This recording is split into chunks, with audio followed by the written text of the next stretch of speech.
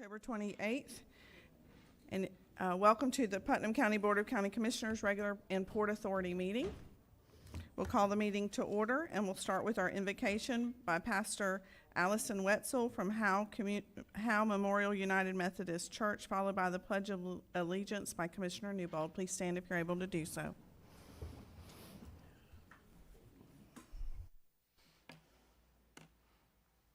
Let us pray. Heavenly Father, we come before you with open hearts. Calm our minds and quiet our spirits so we may focus fully on the tasks ahead. Grant us your peace, which surpasses all understanding, and help us approach today with clarity and with purpose and with integrity. In Jesus' name we pray. Amen. Amen.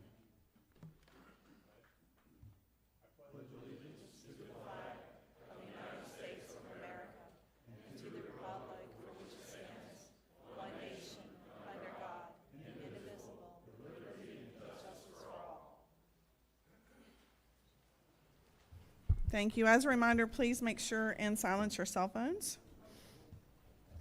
We're going into the approval of minutes. Madam Chair, I move approval of the minutes stated in our packet. I second that. A motion and a second. Any discussion? All in favor say aye. Aye. Aye. Motion carries. All right, we will recess the BOCC and convene the Port Authority meeting. Is there any public comment on Port Authority, on the Port Authority? Ashley, do you have any cards for the Port Authority? All right. Any public comments on Port Authority item? All right. With that, we'll move into the extension of the lease of southern section of Port Annex. Good morning, Mr. Sullivan. Good morning, Commissioners. Sam Sullivan for staff. We were approached by a tenant, Mr. Josh Lloyd, Copper Roads LLC, who requested an extension of his lease on the current southern part of our Port Annex. His current lease expires on January 31st of next year. He has requested in writing an extension for 2 more terms. That would be 6 months until July 31st of 2026. All right, very good. Thank you. Are there any questions for Mr. Sullivan? Madam Chair? Yes. Mr. Sullivan, since you and I made our ride out there and looked at the condition of the property, has there been any improvement there? What do you mean by improvement? I mean like What we discussed that day. Right. Well, the long concrete blocks that he intends to use on there are still at my last visit at the same location as when we saw So them. he's done nothing. Not regarding those, I can't remember everything off the top of my head, but the large concrete blocks have not moved. And you brought this to his attention? It has been discussed with him. It has been discussed with him shortly after you and I went out there. Not since, no. And why no movement? I do not know. Does he plan on using those? He plans on using them on the property as dividers for his materials. Okay, so it's not that he's not doing anything. He has a plan. He just hasn't implemented his plan. That is correct. Is that a timing issue? I do not know. Okay. Commissioner Alexander, you're recognized. Push your button. Sorry. Do we have anybody else that's interested in the property? At current time, lately, I have not had. I do know that we've had a company that was interested in a long-term lease on that property, but nobody else has approached for a short-term lease on that property. No, sir. But I do know that we had somebody who was interested in long-term. The concern was regarding the dredge materials when the Corps starts dredging our river. Okay, understood. Hey, I found something interesting when I was talking to Mr. Suggs the other day. And it's all still, a lot of this is still a learning process for me, but it was interesting, Commissioners, that when these properties that we have lie dormant and we lease those out, not only does the county recognize an additional revenue benefit, but the tax collector can actually start collecting taxes on those properties. So any of these dormant properties or vacant properties we have, not only can we receive a rent factor from them, but also the tax collector gets to collect additional revenue that can be put back into the community. So I assume this guy's doing the same thing? Once the tax bill's produced from the tax collector, it is passed along to the tenant. Yes, sir. Good deal, good deal. So I just wanted to share that with you guys and with the community. So that would behoove us on the additional properties we have as far as getting something done with them. And Mr. Sullivan, just to clarify, the whole intention, because I remember the previous board was the one who started this approval of this process with this tenant. The purpose is that it's just supposed to be short-term, because we're going to need that land in the near future. That is correct. The official designation, that part of the land, the part that we declined to lease out long-term to the tenant who has the northern part, was based on the fact that we are required by the court to have a designated place for our debris dredging materials. Right. That place has been designated as that because it was the most logical, and it is within range of the river where it would be acceptable to the Corps. So we are hopeful in a couple of years, maybe less.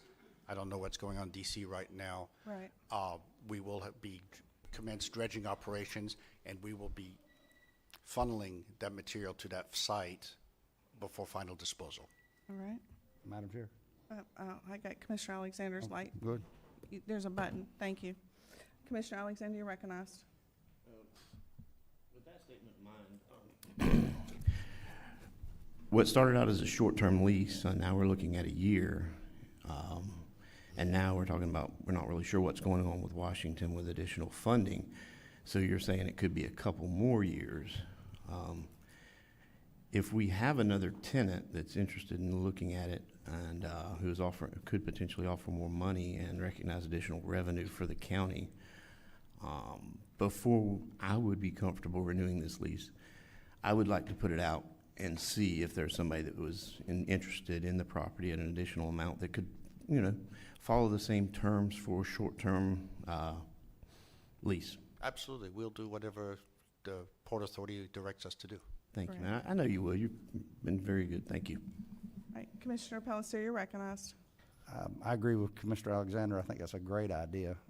We're all about, bringing in more revenue for the county, and that number that he's paying is not cutting it, and he's not keeping up his end of the bargain by keeping the place somewhat tidy, and and his neighbor to the north is a far better housekeeper than he is, and I just we're getting anywhere with this guy.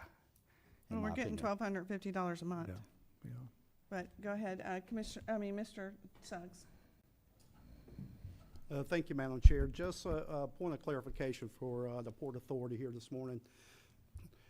The lease was brought back in front of the board because there's a stipulation within the lease that he has to let us know within 90 days of the expiration of the lease. Mr. Lloyd brought the lease back to Mr. Sullivan with a request to renew it for an additional 6 months. As you know, staff is not supporting or not supporting the board's direction either way on whether we renew the lease or not. So whatever the Port Authority decides to do here this morning, whether you renew the lease or not, we'll move forward in whatever direction that the Port Authority tells us to. I will tell you that Mr. Lloyd has expressed his desire to stay there for an additional 6 months to move his business forward. However, like I said earlier, he's required to, within 90 days, to give us written notification of his intentions. And we're just bringing it back to the board for you five to decide this morning whether or not we want to renew the lease or not. Commissioner Newbold, you're recognized. I understand when we got into this lease, there was a maximum time period stipulated. What is that period? I'm sorry, Ms. Newbold. I understood that there was a maximum time period that he would be allowed to. I think it runs through next year, if I'm not mistaken. I don't have a copy of the lease in front of me. What's it run through July? The longest he could lease it would be 2 more after the July, so that would be January, of 27. So we would have a whole nother year. He has enough options. That's the latest he could be leasing it per the original terms of the lease. All right. And then you anticipate that we will need that property. I know it's hard. I know you don't have a crystal ball. I get it. But what are you're thinking? I'm hopeful. I'm cautiously optimistic that within 2 years we'll be starting dredging operations. Okay. All right. I mean, right now DC is kind of at a standstill. That's what he said. Right, okay. All right. What's the pleasure of the board? What's the pleasure of the Port Authority? Madam Chair, I do think that the current tenant has done a lot more work out there than he thought that was supposed to be done out there according to his contract. But I do think that we helped this gentleman get started. He's paved our roads, kept our prices down a little bit. So I recommend that we renew his lease as he's requested. All right, there's motion on the floor. Is there a second? I will second. All right, we have a motion and a second. Any further discussion? All in favor say aye. Aye. Aye. All opposed? Nay. All right, 3-2, motion carries. Thank you. All right, general discussion on Port Authority items.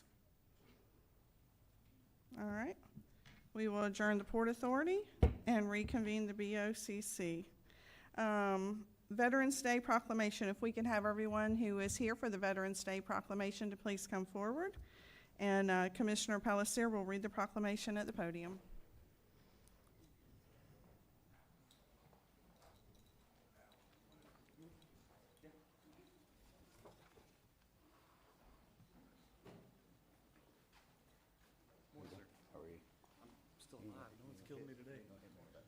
No, not at all. If there are any other veterans in the audience who would like to join, please feel free to do so.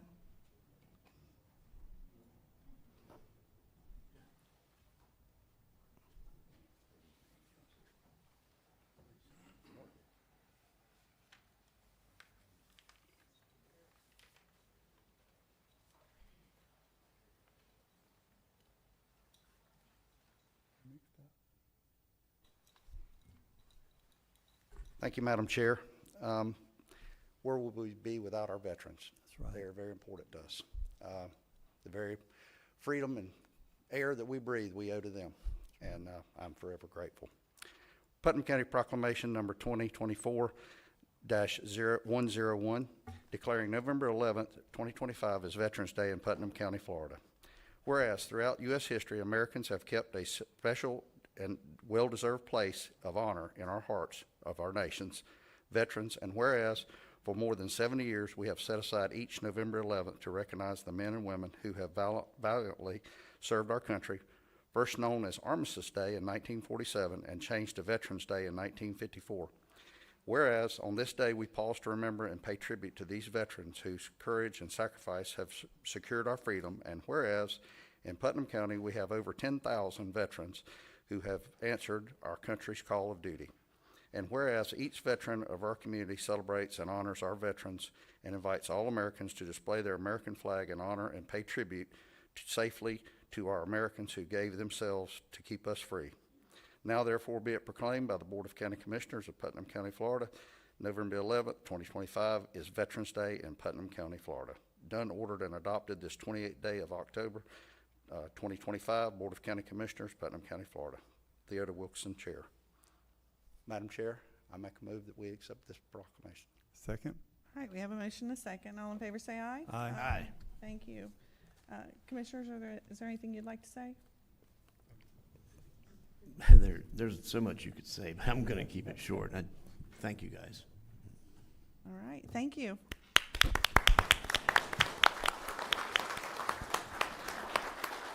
Photo? Apparently I am. Yes, I do have a couple words. All right. Can we do a couple words real quick? Sure, absolutely. Awesome. Good morning, everyone. Good morning, County Commissioners, Mr. Suggs, Ms. Julianne Young. Hey, I just want to do a quick year-end review of what the office has done real quick. I need to brag about my guys. I really do. And I'm sorry Zach's not here. He had a family member pass. That's all. So, in the past year, we filed over 6,100 VA forms. 3,700 veterans and their families have come through our office. 7,100 phone calls. In the fiscal year, we generated $58.8 million into the local economy, increased about $5.3 million last year, right through our office. Additionally, 608 veterans in 2024 were receiving the tax-free benefit. Now there are 730, so that's 122 people getting the tax-free benefit here in this county. And every number that you hear today, it improves a veteran's life. It really does. And it's more dollars into our local economy. Lastly, I want to thank the Board of the County Commissioners for allowing us an opportunity to go to a training in Louisville, Kentucky. So 2 interesting facts that I learned about Louisville, Kentucky. Number 1, there are 2.5 barrels of bourbon in Louisville for every citizen in Kentucky. And since I'm not allowed to bring back any bourbon for you guys, I thought I'd bring this baseball bat. Because the second fact that I learned is that the world's largest baseball bat is in Louisville, Kentucky. There you go. So I did want to thank the Board of County Commissioners for all of the training opportunities that you offer my office, all the support you guys give us. And I'd like to present this to you, Ms. Wilkinson. Sing great.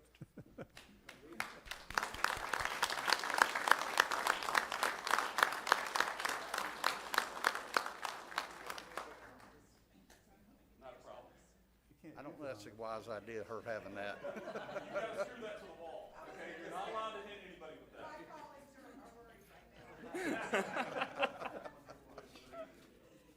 Oh, come on up now. Let's.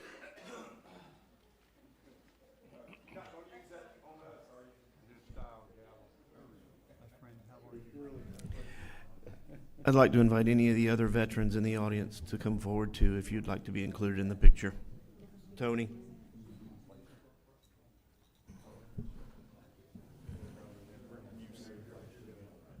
The public. Could we get some more guys on this side? Yeah, I was gonna say, that's not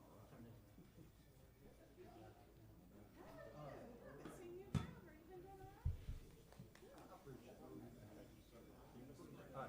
Go down.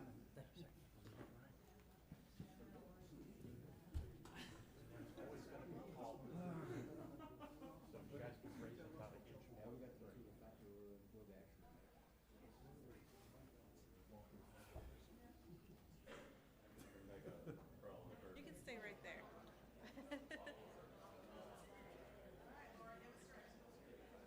Stay right. All right. You guys are good. I'm gonna have to. I'll hide that bat now. All right, on 3. 1, 2, 3. And again. One more. Thank you. Thank you all very much.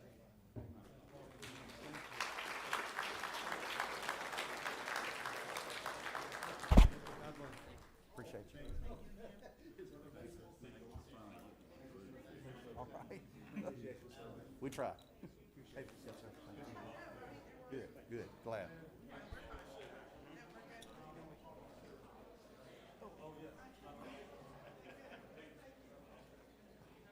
Put that thing down. Yeah, she needs a box. Trust me. Yeah. We need a box. Box it and put it away. It's liable to knock us all out today.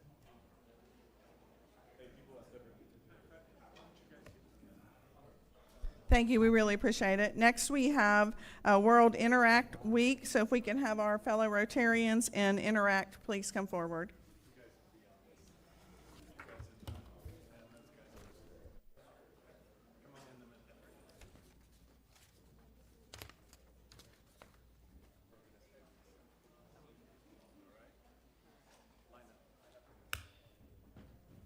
Are you going to say something after I say something? Okay.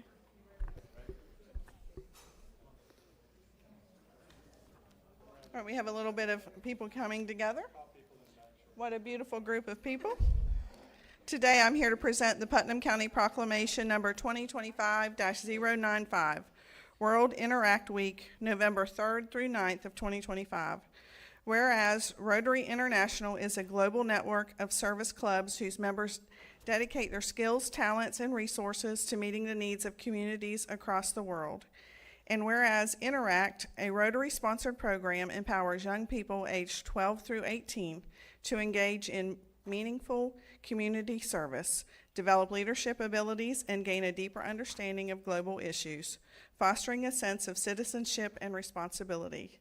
And whereas the term Interact is derived from the combination of international and action, embodying the spirit of young individuals who are committed to making a difference locally and globally. And whereas the Rotary Club of Palatka proudly sponsors the Interact Club of Palatka Junior Senior High School, the Rotary Club of Crescent City sponsors the Interact Club of Crescent City Junior Senior High School, the Rotary Club of Interlaken and Lakes area sponsors the Interact Club of Interlaken St. John Junior Senior High School, and the Palatka Sunrise Rotary Club sponsors the Interact Club of QI Roberts Junior Senior High School, and has consistently provided a platform for community-minded students to serve their community, build leadership skills, and inspire others. And whereas World Interact Week is celebrated each year during the week of November 5th to recognize the invaluable contributions made by Interact clubs to their communities and encourage others to engage in acts of service and leadership.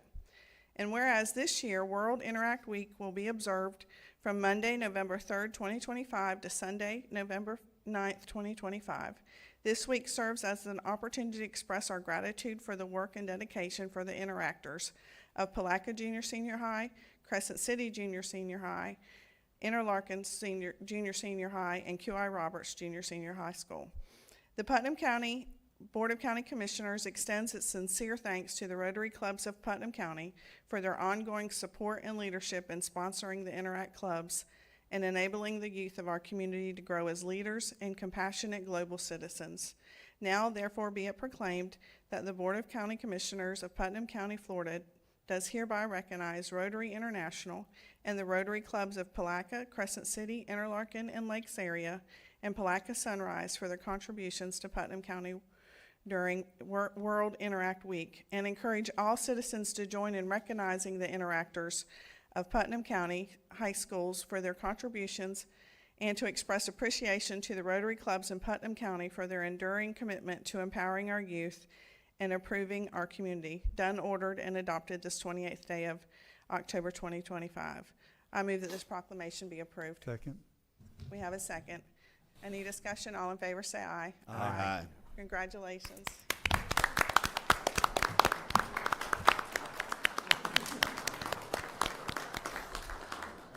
Yeah, so before we take a picture, we'll say a few words. We'll get there, Mr. Thompson, I promise. And we'll allow whoever wants to speak to speak. I can tell you from being a Rotarian that I see firsthand.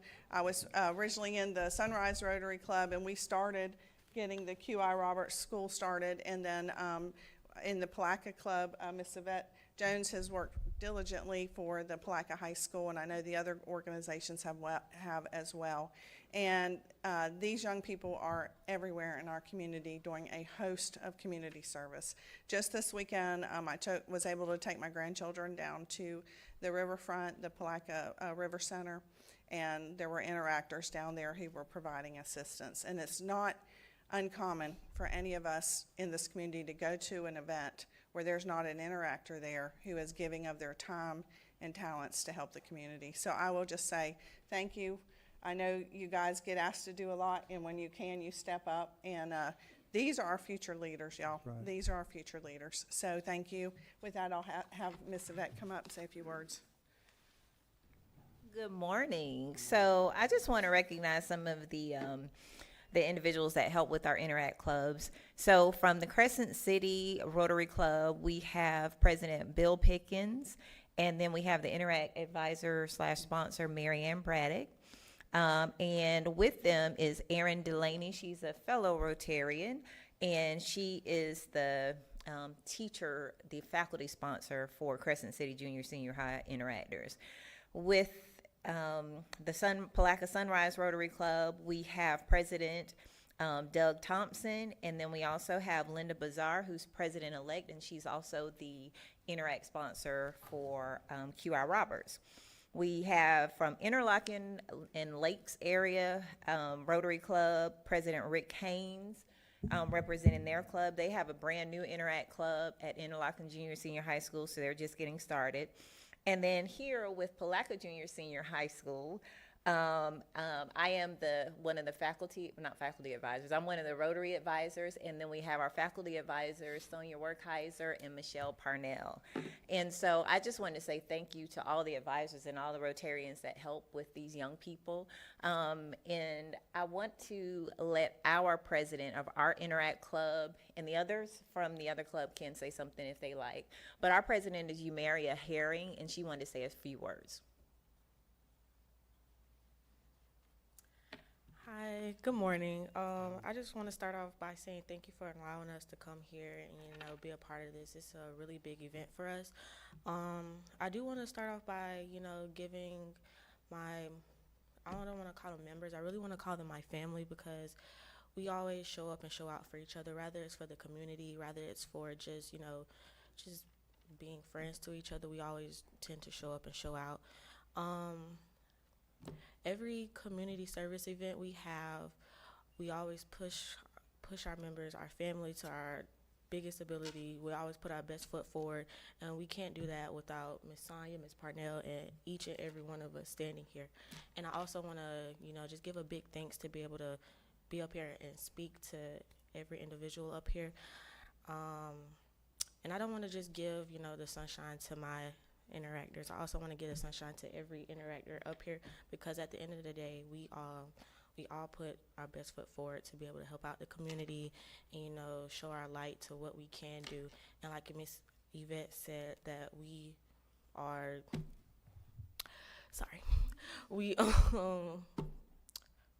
did you say? We are the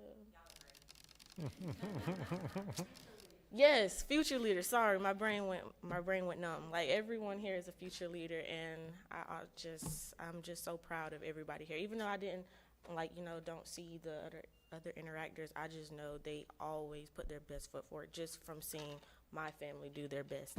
And I also just want to say thank you again. Good job. Right. Good job.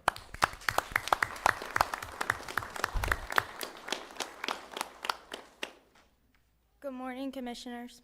Good morning. Morning. My name is Aubrey Richardson, and I have the honor of serving as the vice president for the Palatka Junior Senior High School Interact Club. On behalf of our club, thank you for this proclamation recognizing World Interact Week. Interact provides students in our small rural town with something incredibly valuable, the chance to serve. For many of us, these volunteer opportunities not only help us earn our service hours for college applications and scholarships, but also teach responsibility, leadership, and the importance of giving back here at home. This is one of our busiest seasons. Over the past few weeks, our members have volunteered at fall festivals and events across multiple local elementary schools and youth programs. We show up wherever we're needed, because in our small town like Putnam County, these acts of service truly make a difference. Interact shows students that you don't have to be grown, wealthy, or in a position of power to change your community. You just have to be willing to serve. Thank you again for recognizing the week our students are doing and for supporting service and leadership in the youth of Putnam County. Thank you. Thank you.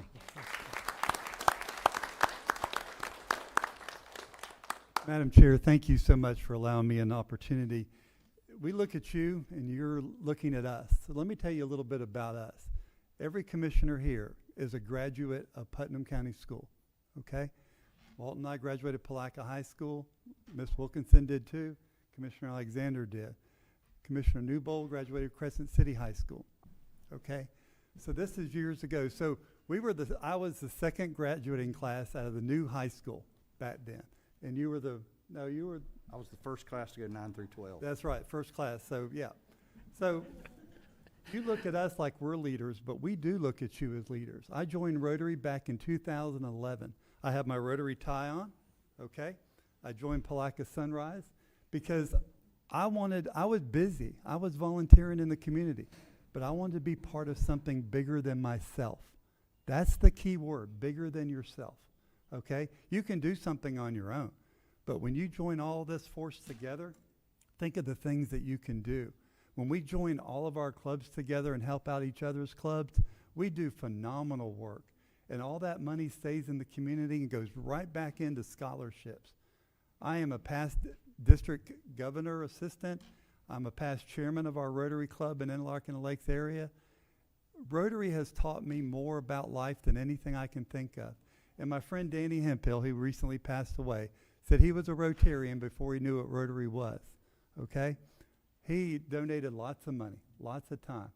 But it's the time when you're in the concession stand. It's the time when you're out there cooking for swine and wine.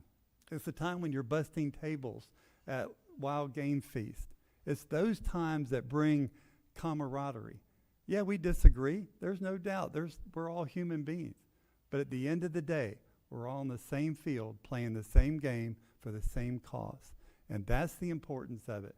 So don't look at us as leaders, because y'all are going to be sitting here one day, because we're products of Putnam County and you're products of Putnam County. And you might not see yourself here. I bagged groceries in this shopping center with Pantry Pride as a 15-year-old boy. Went off and had a wonderful insurance career in the town of Interlaken, and now I'm back in the same plaza that I started my basically professional career at. So thank you all for what you do. God bless you. And remember, be part of something bigger than yourself. Thank you. Thank you, Madam.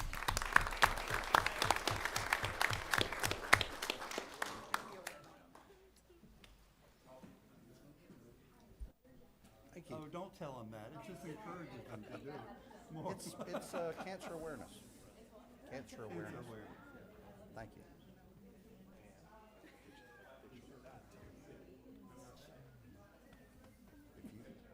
If you can't see the camera can't see you. That's right. These two beside me don't have that problem.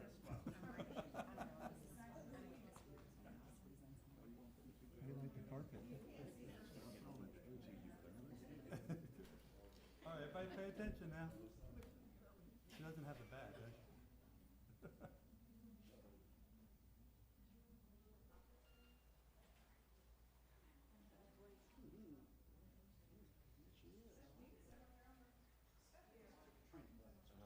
I think Commissioner Pickens might miss it.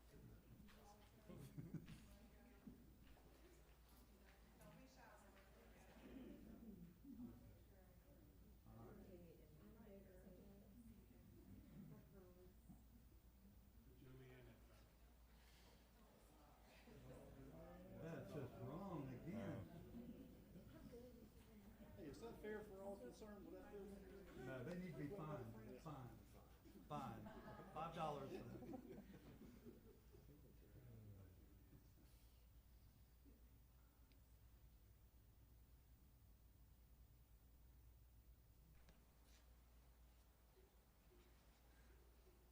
All right, on three. 1, 2, 3. And again. One more. Y'all gotta get back to school after this? Really? You can't take the day off?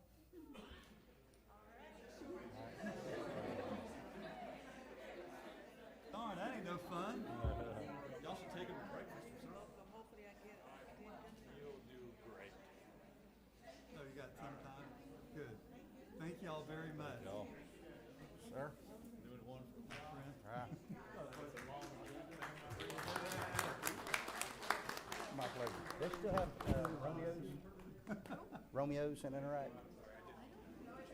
Because back then, when the ladies picked out several guys that we thought were nice and cute, they were in California. I was one. Sure. Yeah. Oh, yeah. Pink jacket.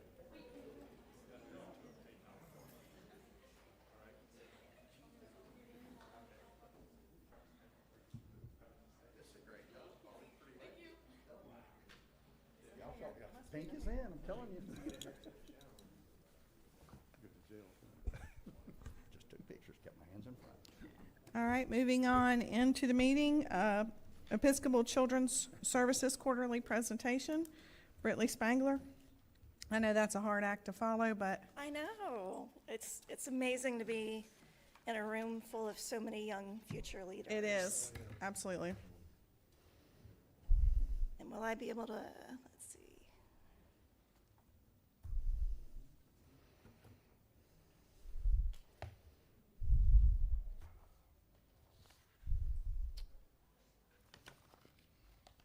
PowerPoint? Sorry.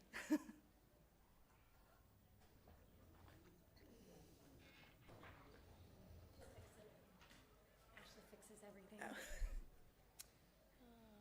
Let's see. Is it on your jump drive? No, I didn't bring a jump drive. That's okay. Did you bring a? If not, I'll just talk off some slides that I brought. Did 'Cause you bring a flash drive? No, usually. It is on the board agenda packet. Your presentation is in there if somebody were to pull up the board presentation, but I just need someone to give me who has the presentation. If not, I can just give some numbers if it helps. whatever you want to do. If that, Sorry, usually they're given to me on a flash that's drive. okay, that's okay. So, first of all, good morning. Thank you for having me here. This is our quarterly presentation for Episcopal Children's Services. We're also known as ECS for Kids. And just as a reminder, we are a nonprofit that's dedicated to helping underserved children in Northeast and Central Florida succeed in school and beyond. We provide essential support and guidance to families seeking high-quality care and education. And Brittany, this if is you'll our pull that mic up a little bit closer to you. Thank you. Is that There you better? go. Yes, sir. Yes, Okay. thank you. Thank Yes, you. ma'am. And this is our 59th year of service. The services that we offer in Putnam County are through the Early Learning Coalition of North Florida as their contractor, and through the Division of Early Learning through the Department of Education. And that's the School Readiness Program, Voluntary Pre-Kindergarten, and Child Care Resource and Referral. So the School Readiness Program, it's a financial assistance program for families needing assistance paying for childcare, and it's through the ages of birth up through the age of 13. And this program helps families become financially self-sufficient, and it prepares children to start kindergarten ready to learn. It helps families afford quality early learning services, keeps parents in the workforce and participating in their educational and training activities, helps families become financially independent, and provides parents information about child development and family well-being.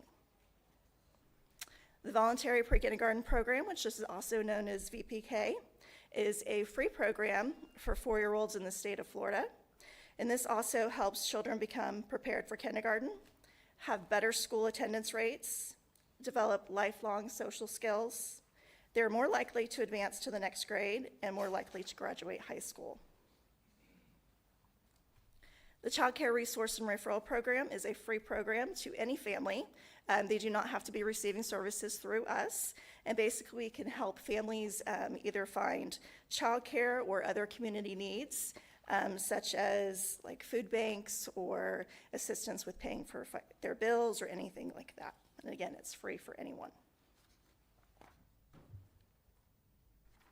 So I got to put my glasses on here for the numbers. So for our quarterly update, I just wanted to share some numbers with you. And this is our first quarter for fiscal year 25-26, January through September. On average, in the School Readiness Program, we served 704 children, with 516 of these being from the economically disadvantaged, which is the parents are working or going to school. We sent out 87 funding notifications to children and families in Putnam County. We have 29 child care programs that are contracted to serve the School Readiness Program, with 10 of those being family child care homes. We have 431 children currently participating in the VPK program so far this year, with 23 programs, including the Putnam County School District, serving these children. And we had 259 child care resource and referral contacts so far on consumer education, financial assistance, community resources, and child care listings.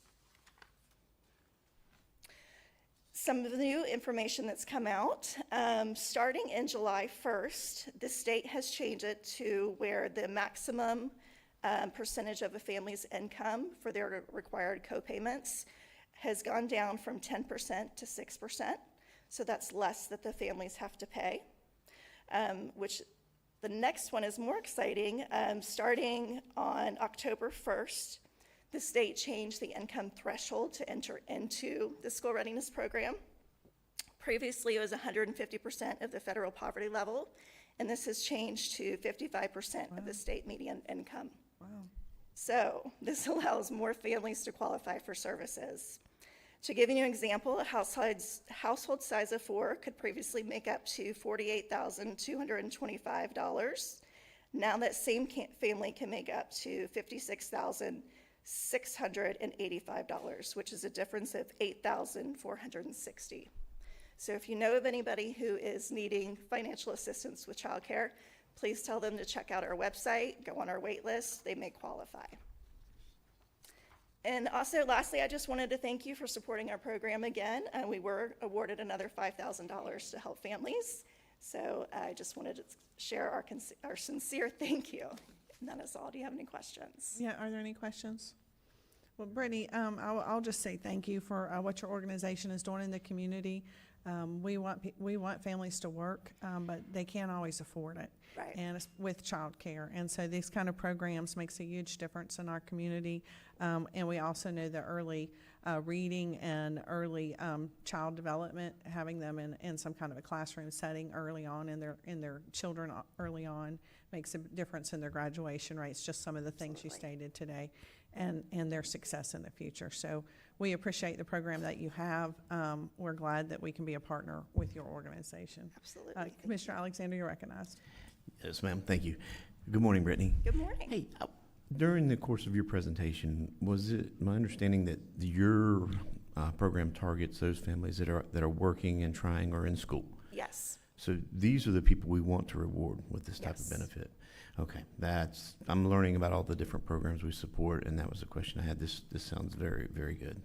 So the funding that you actually provide to us, that goes strictly to the pot of families who go through our wait list that have to be working or going to school a minimum of 20 hours a week. There is other services. We also support families, though, that are currently active with DCF or are homeless or a domestic violence situation. Those are families that come in through referrals through our community partners, but continue services once those cases are closed, they have to be following the working or going to school. So your focus is lifting those people up that are trying to Absolutely. do better for themselves. Absolutely. That's great. Thank you. No problem. Thank you. Thank you. Are there any other questions for Brittany? Thank you, Brittany, for your time and coming forward and giving us this update. I think it's important when we do contribute that we get these kind of feedback so that our citizens know. Absolutely. Thank you. Thank you. Have a great day. All right, moving into Lori Parker, Human Resources Employee of the Quarter.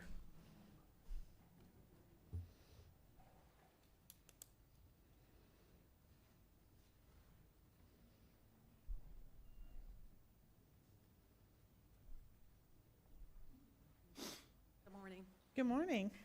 For Employee of the Quarter, we recognize 3 employees for Employee of the Month, and the winner of the award for Employee of the Quarter is Justin Bridges. Justin's with Public Works, and he's a great employee, as you know. All of the Employee of the Months are, but it was a tough selection. But Justin is worthy of this, and Sean's gonna speak. Good morning, Sean. Thank you. Good morning. So Justin and I have worked together for a lot of years. This is much deserved. He's hardworking. He's versatile. He's a go-to person. So I thank you very much for what you do for us. Thank you. Don't cry.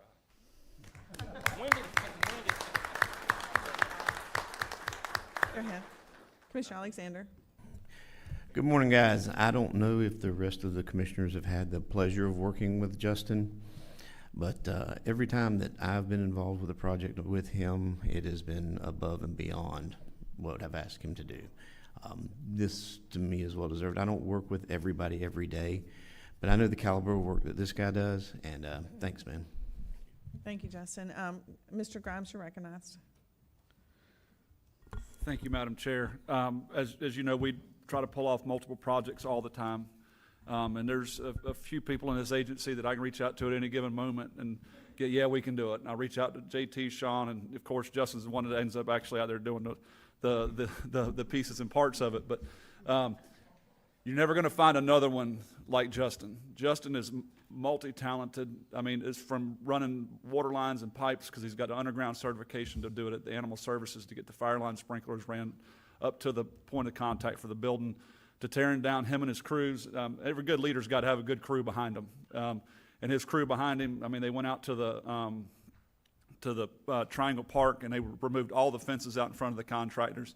So not only do they pull off their normal tasks, but they step in at any given moment and do everything we ask them to do. So for my position, Justin, I can't thank you enough.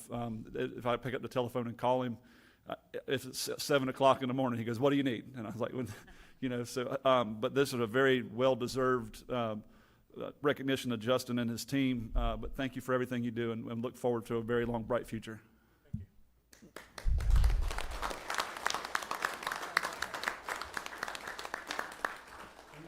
You guys are welcome to come up and get a picture. And while we're doing that, Justin, one of the things that sticks out for me is the fact that you are a problem solver, and that's what we want. We need people who are willing to get things done. So thank you.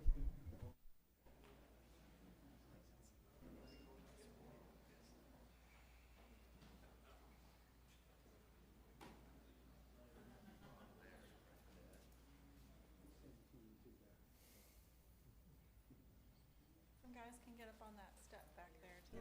Step through. And JR, if you could get on the steps. Can some of you guys come down here too? She's been learning.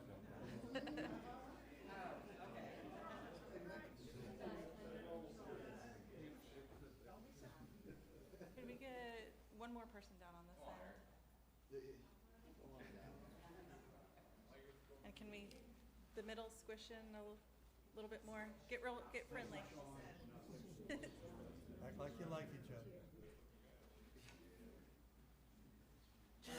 Julianne, could you come?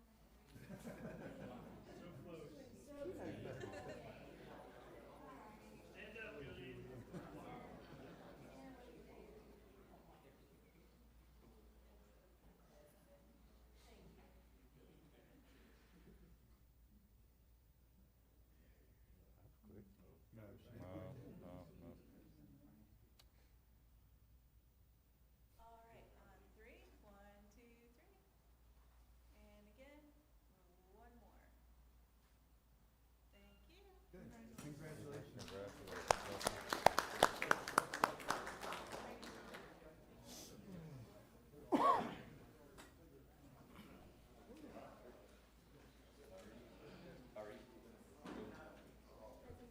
All right, we'll give it a few minutes for the room to clear out. We'll be moving into our planning and development public hearing.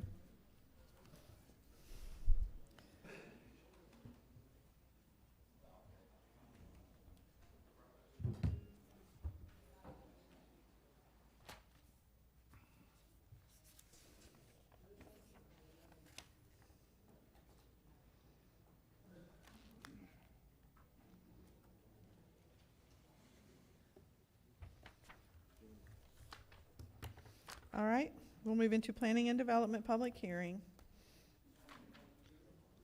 Good morning, Commissioners. For the record, Zachary Baker, Planning and Development Services. The first case today is zoning map amendment case REZ 25-000010. The applicant, Kevin Fisher, is requesting a zoning map amendment from commercial retail, commercial intensive, and residential 2 to commercial retail for 1.9 acres located among 158 to 164 State Road 207 in East Palatka to allow the development of contractor office space. Surrounding zonings include planned unit development, residential 2, and retail commercial. The subject site has a future land use designation of commercial and approximately 450 feet of road frontage on State Road 207. According to the National Wetlands Index wetland layer and FEMA flood zone layer on the GIS reference map, the lands do not appear to contain jurisdictional wetlands, and it is located within the flood zone X designation. Should the applicant's request be approved, the applicant will then be subject to review by the Development Review Committee before obtaining any permits for development on this property, which would be compatible with the Commercial 2 zoning district. Staff have also recommended the combination of these properties and the performance of a de facto lot split to separate out that portion of land on the west side of State Road 207, as it is insufficient in size for development due to the location of Old Cherry Lane. Here you can see an aerial view of all of the lands that are subject to this application. And if you'll note that on the west side of 207 along Old Cherry Lane, there are 2 small tracts of land that are part of this application. And these 2 pieces of land will be relevant for the discussion we will have in just a moment. Again, an aerial of the property. Here's the future land use designation showing a mixture of urban service and commercial. Here we have the current zoning. So it was staff's recommendation to approve the zoning map amendment from C2, C4, and R2 to C2. Staff finds that the proposed rezoning is consistent with the goals, objectives, and policies of the comprehensive plan and meets the locational requirements of the C2 zoning district provided in the Land Development Code and Comp Plan. At their September 10th meeting, the Planning Commission unanimously recommended denial on the grounds of not desiring to rezone to occur on the west side of State Road 207 due to potential incompatibility with existing residential development. After that meeting, staff contacted the applicant and requested he provide us with a legal description of only the lands on the east side of the road. The applicant is in the audience today. I'm not sure if he's been able to secure that legal description. If so, then that would remedy the Planning Commission's concerns. If not, the applicant may withdraw his application at any time, or the board could table until he has the legal description for only the lands on the east side. And with that, I can take any questions. Are there any questions for the presenter? Commissioner Harvey, you're recognized. Thank you, Madam Chair. Zach, you're saying the legal description that needs to be for the property on the east side of 207, not the west side of 207? Yes, sir. So when we do a map amendment, we require a legal description because that's what actually changes. And the simplest way to do that is to provide the deeds, which have the legal descriptions on them, which is what the applicant had done.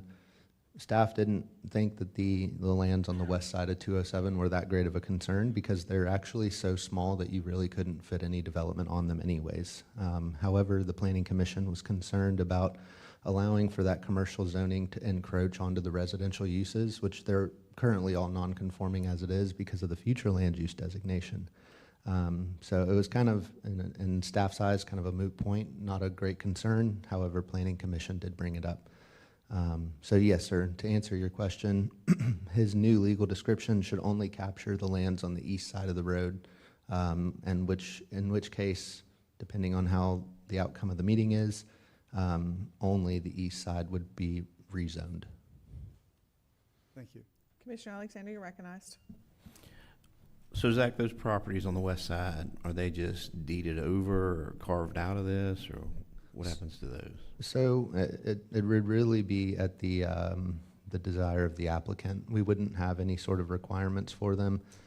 Ultimately, when 207 went through there, the taking of that right-of-way kind of split 2 platted lots from a very old subdivision. And this is just a hangover, if you will. So we see this all over the county, and typically the method of resolution is to have the property owner essentially get a legal description for only the lands on the west side of the road, and then re-record them to themselves or to another entity, and that'll break those tracks off of the parcels across the road. Makes sense. So these are lots and blocks versus meets and bounds. The lots and blocks won't work for a legal description? Oh yeah, the lots and blocks would work. The only concern of the Planning Commission was that those lots extended on the opposite side of the road. I got you. Mr. Fisher, you're here as the applicant. You're recognized. Yes, ma'am. You can pull that mic up and say whatever it is you'd like to say. I'm waiting on the surveyor. I should have the legal description today or tomorrow at the latest. And that's, I'm doing exactly what they asked me to do, separate the pieces on the other side of the road. So are you wishing to hold off until you get those legal descriptions? Does that pushes out another month? I'm okay with that. It's a joint decision, I guess we can make. Commissioner Alexander? There it is. You guys can hear me again, right? Yep. All right. So something like this, Rich, could we do like a conditional approval that we Condition. approve it based on him providing us the legal description within a certain time frame? So we don't tie up another month of a constituent's time or another visit up here? Normally, commissions don't do that because what happens is, hypothetically, if the condition isn't met, you could end up in limbo, not being able to do anything with the property. So it's easier to have it clear so that you have a development order or a decision that comes out of what you're reviewing, that's concrete as to what the abilities are. Okay. Yeah, the reason for my question was to streamline the process and save the constituent time and the commission time and planning time. So, all right. Thank you. Commissioner Newbold? Sir, do you have a time certain? Do you have a pressing? Not really. Okay. Not really. Yeah, I appreciate Commissioner Alexander's way around there, but given the legal ramifications, if you're okay, I'd prefer just to table this and run forward next month. Okay. I've been waiting Sure. for probably 2 or 3 months for the surveyors. I've been watching my phone all morning. Well, they are What'll happen after the notoriously meeting's slow. over? All right, is there a motion on the floor? I'd move to table this, let me get the REZ 25-000010 ordinance. Is it, so will we do that, but we haven't seen the other one. Is that going to be for both? No, just one. All right. Second. We have a motion and a second. Any further discussion? All in favor say aye. Aye. Motion carries. We'll table that. Our next meeting's November 18th. Can I ask one question? Absolutely. Do I have to be, I'll be out of state on the 8th. Do I have to be here? Just submit it and, I mean, so far we haven't had any concerns that I could tell, but, yeah. okay. Is there anyone else in the public who would wants to speak on this item? We just made a motion. and Well, the didn't- motion has to be for a date certain, and so Wait a minute, we gotta back up. Do we have anyone in the public who wishes to speak? All right, now go ahead. so the motion had to have a time, date certain, which would be our next meeting, which is what? November 18th. November 18th, thank you. At 9 o'clock. At 9 o'clock. Yeah, I second that. All right, we have a motion second. Any further discussion? All in favor say aye. Aye. All right, that item's been tabled. All right, now we'll go into rezone 25-000011. Thank you, Madam. Thank you, Madam Chair. So same applicant on this rezone request. In this case, they're requesting an amendment from C2 and R2, C2, R2, and Plan Unit Development to Commercial General C3 on 2.01 acres located at 138 through 142 State Road 207 in East Palatka to allow the development of a used car sales facility. Surrounding zonings include Planned Unit Development and Residential 2. The subject site has a future land use designation of commercial. The parcel has approximately 500 feet of access from State Road 207. According to the NWI wetlands layer and FEMA flood zone layer on the GIS reference map, the lands do not appear to contain jurisdictional wetlands and are located within FEMA flood zone X designation. Should the applicant's request be approved, the applicant will then be subject to review by the Development Review Committee before obtaining any permits for additional development on the property compatible with the C3 district.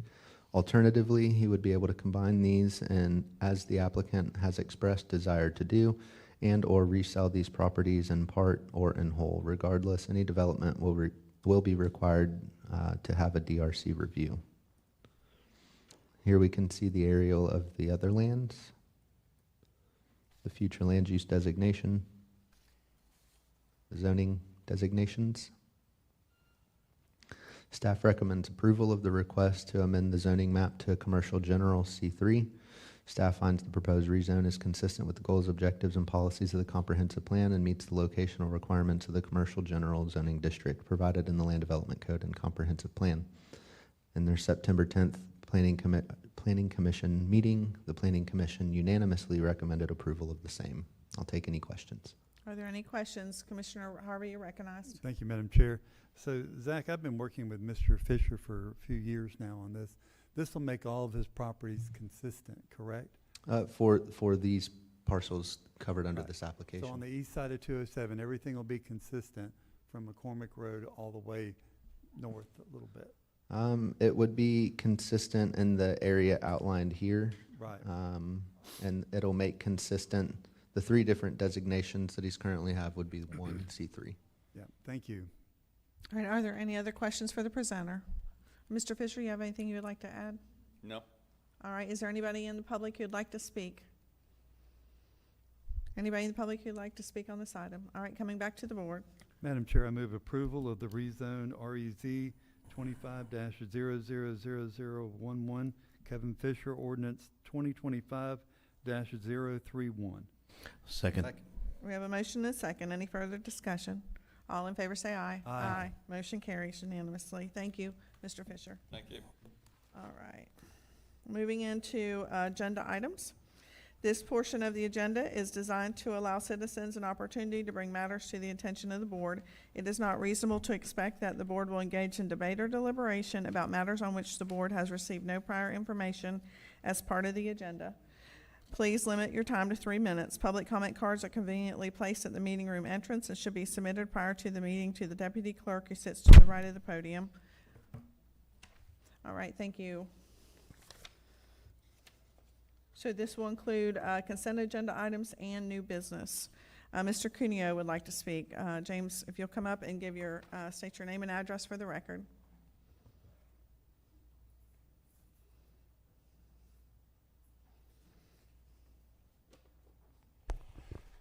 Good morning, Commissioners. James Cuneo, 569 West Hillsborough Avenue, Floor Home. I just wanted to come up and see the agenda item was presented today in the package that you all and staff put together.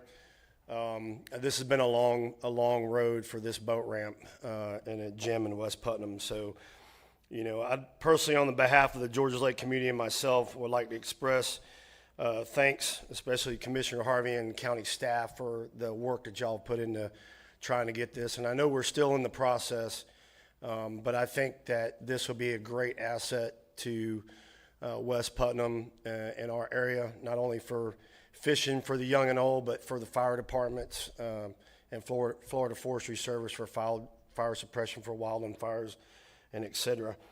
The community does want to keep the boat ramp pretty much as is.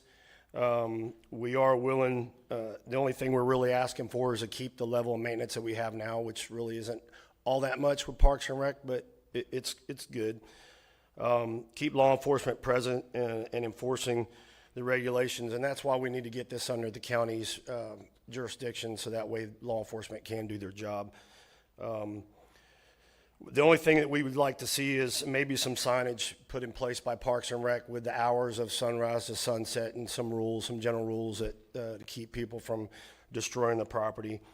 And we're also maybe seeking, if the county's willing, to enter into a memorandum of understanding with Parks and Rec Service to help provide maintenance. I sign off as the fire chief out there for community service hours for personnel in the county here, so I can use them for maintenance. The community also can do cleanup days and things like that. Matter of fact, I got a young man that's going to be out there this week pressure washing the graffiti off the barricades out there.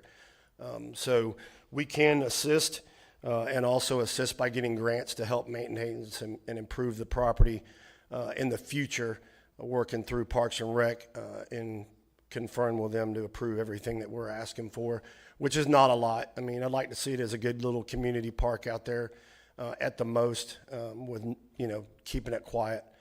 Last couple of days I've been sitting on my deck out there and it's been so quiet and peaceful, it's unbelievable.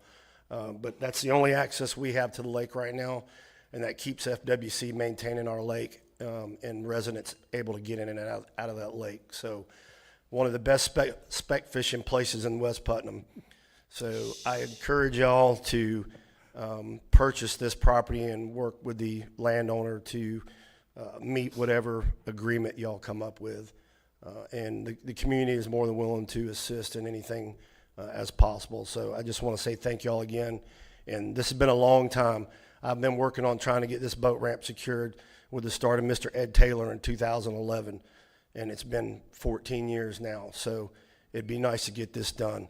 Again, thank y'all very much, and I encourage y'all to please purchase this boat ramp.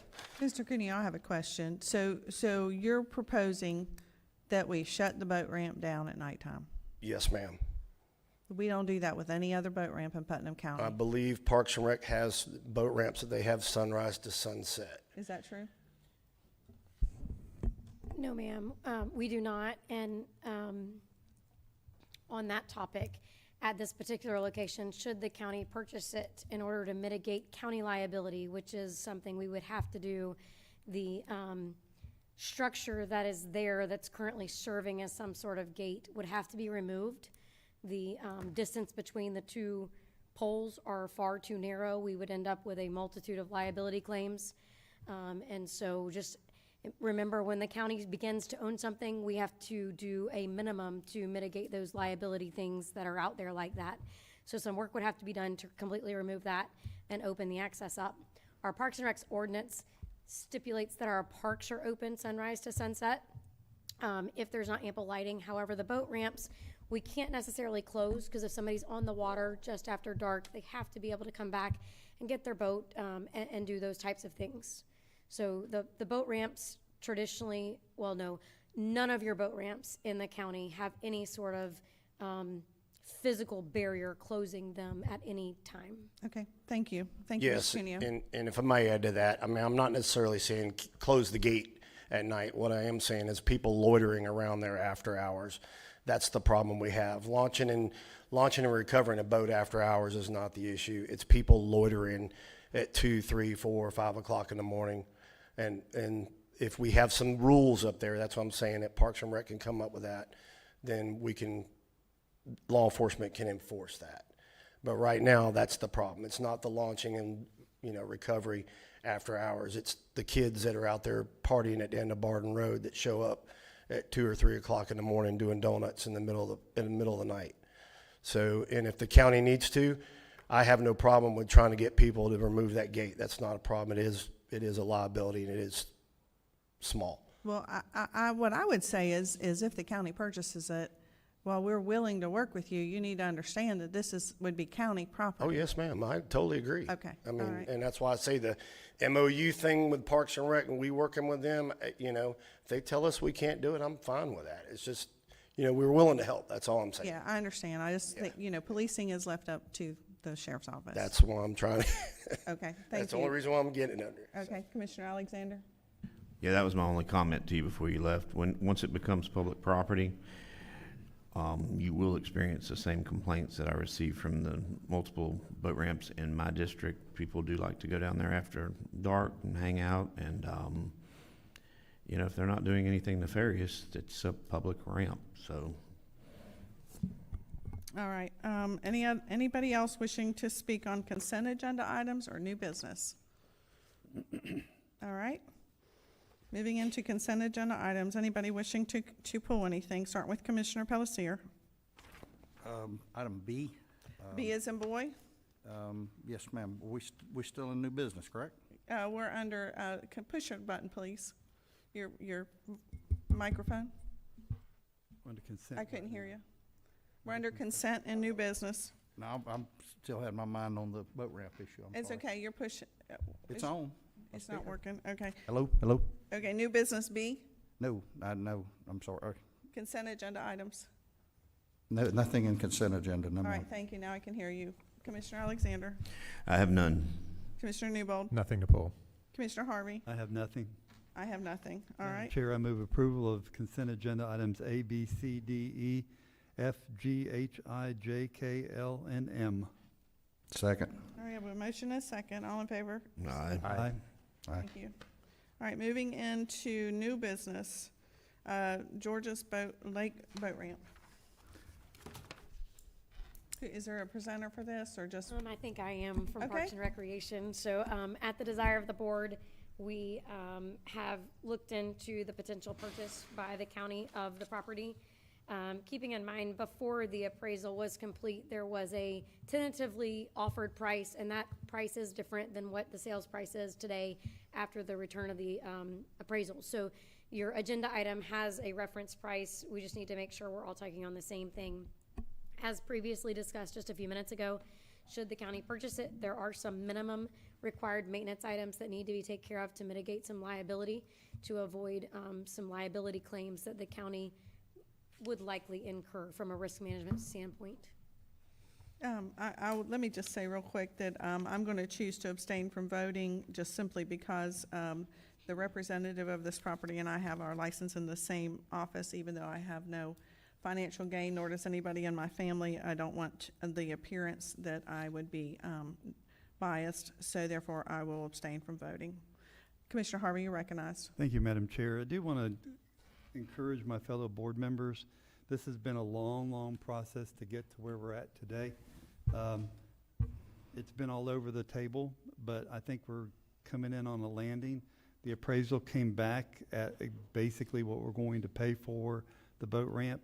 We have numerous boat ramps out in West Putnam and the estates. We have actually 3 out there not far from around Lake Grandin, Lake Ida, and Bowl Green. We have countless numbers of lake access lots that are just soft launches, if you will, for some of the lakes that we inherited from well, I forget it, don't worry. It's the people who sold the property out there, Lehigh Acres, many years ago, and Commissioner Dersher secured those. So this is probably going to be our most northern boat ramp that we have, but I think it's one of the most necessary ones that we do have because it does have the dry hydrant system in there where the fire department can go and pull water out. There are plenty of available lots out there for development. There's plenty of people that live out there. It's going to cause some problems, there's no doubt. People are going to run their boats at night and airboats will be out there. But, you know, this board and the previous board has been very sensitive to the fact that outdoor recreation, we have seen boat ramps start popping up. And I think that's a good thing that we're actually getting our citizens out there to enjoy nature, and this is going to be one of the ones. So I would encourage our board members. The price is $400,000. It'll come out a better place, I assume, if we decide to do it. And you know, let's go ahead and let's make our county a little bit better. So thank you, Madam Chair. Point of clarity before I pull on, before I discuss. 350 is what's in the agenda packet. That's what I was saying. The sales agreement in there is 400. The agenda packet was written on the prior tentative agreement. When the appraisal came back, the sales contract came in at the last minute. We sent the agenda out with the seller's asking price as where we stand today. Commissioner Palacio, you're recognized. I'm on course now. Mr. Cuneo came up and started talking about the boat ramp, and I got all my focus on that, and then he backpedaled on me. But anyhow, I think this is a great thing. This is one of the more unique opportunities in that the county would be purchasing 8.40 acres, which is probably one of our larger boat ramps around. Excellent parking, maneuverability for people parking boats and getting loaded and unloaded. And I, like Commissioner Harvey, do applaud and do support the purchase of this property. Thank you. Commissioner Alexander, you're recognized. Well, I guess everybody here knows I'm a large proponent of outdoor recreation, boating and such, but as far as the price increasing from the initial offering, correct me if I'm wrong, but the initial sale price was for a smaller $350 amount of land, and we went back and asked to buy the entire portion, and he changed it to the 400 and added an additional acreage amount. So the initial was an offer of a lesser amount of land. He came back to us and wanted to include the acreage, and then the cost came back to us as well. Right, so just so the public knows, this guy didn't get an appraisal back and jack the price up by 50 grand. He actually included additional acreage that the county is going to be able to work with and the community is going to be benefiting from. So that was my only sticking point on that, and I got some clarity on it. You know, we live in a capitalist society. Yes, everybody's here to make money, but that was not this guy. He gave us additional property with the increase in price, correct? Yes, sir. Okay, thank you. Commissioner Palacio. When we got the increase of the added parcel to the deal, was that looked through with any kind of environmental problems or possibility, anything? Because that was so strange to me that at the same price, he upped our acreage, and I just was, put me on edge a little bit, and I'm, be sure that there's nothing there that doesn't meet the eye. So to be fair, that offer came through Commissioner Harvey, who has really been the liaison between the seller and the county. And to date, we did obtain an appraisal as the board directed. We did not engage any environmental studies. So Commissioner Harvey may be able to lend more information there. Just, you know, it just put me on where somebody doubling the amount of acreage at the same price. I know that the seller's agent is also here and may be able to speak to the intent. I truly am unaware. Before we go there, looking at the exhibit to the purchase and sale agreement on page 247 of your packet, that map, that legal map that's being used as the purchase and sale does not match the appraised map. So if you look at the appraisal, it has one map, and this does not match it. There would be another 300 feet to the north. So those two configurations aren't equal. So I would say that you need to, if you're moving forward, that needs to match.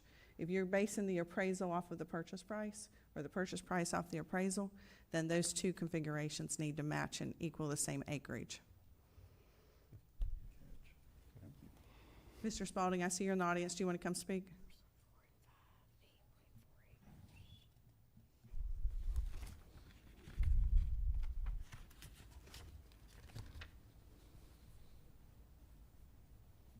Thank you, Madam Chair, Commissioners. Mark Spalding, 3400 Crill Avenue.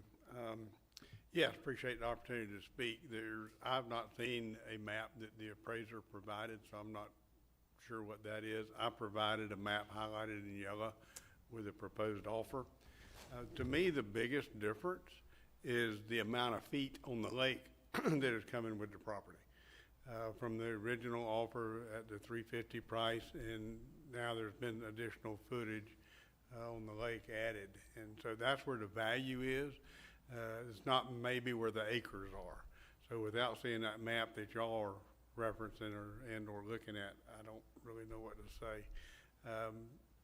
Don't have an exact on-ground survey of this property yet, and also you'll note we have to have a lot split. But so I don't know where the acres are going to end up. But to me, the important part is down on the water. So just looking at what you've got on your, as an attachment to your purchase and sale agreement and what the map is with the appraisal, it is consistent. The difference is to the north, where you have 600 feet from the road going south, the appraiser has 300 feet. So other than that, it looks like it's the same map. There's an additional 300 feet. My only point is if you're basing your purchase and sale agreement price on 8.4 acres, and the 8.4 acres is shown in the appraisal, then that map should equal what's on your purchase and sale agreement. I understand that.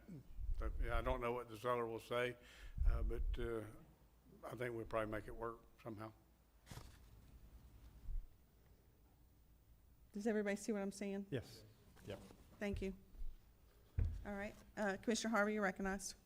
Thank you, Madam Chair. So, Rich, if the board goes ahead today, where do we stand? Do we say basically this is sales contingent on 400,000 with the concerns that Commissioner Wilkinson has, and a lot split and a survey? Is that what we're going to be looking at, or? I don't think so. I think you're essentially just making a counteroffer. So you can make an offer on an amount and what property you're looking to purchase. Okay.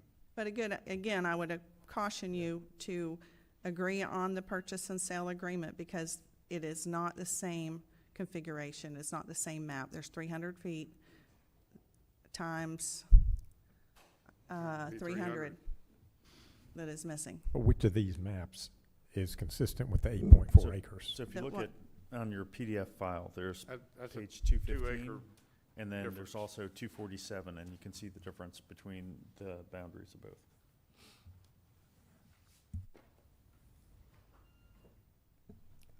So what I'm hearing basically is as long as we follow the purchase and sale agreement, we should know? Is that, I'm not, The map with the appraisal is, for the appraisal is the what, the $400,000 is based Okay. on. All right, good. So you're essentially making a counteroffer to what's written in the purchase and sale agreement. With that configuration. Right, correct, with the appraiser's configuration. With the appraisal map and not the purchase. Okay. And in fairness, if Mr. Spalding didn't see that, they saw something or they wouldn't have come back with $400,000. Okay.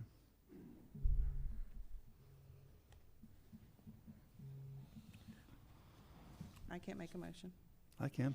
Madam Chair, I move that we make a offer to purchase this property, the 100 Georges Lake Boat Ramp Road, for $400,000, using the map that's in the appraisal report and not the purchase and sale report. And that's about it. There. All right, I have a motion on the floor. Is there a second? Yeah, I'll second that. That makes sense, the way that you spelled that out. So it has to align with the appraisal report, not that's there. So that would be our counteroffer. All right. Any other questions or comments? All right, all in favor say aye. Aye. All right, motion Very much. carries. Thank you. Thank you. All right.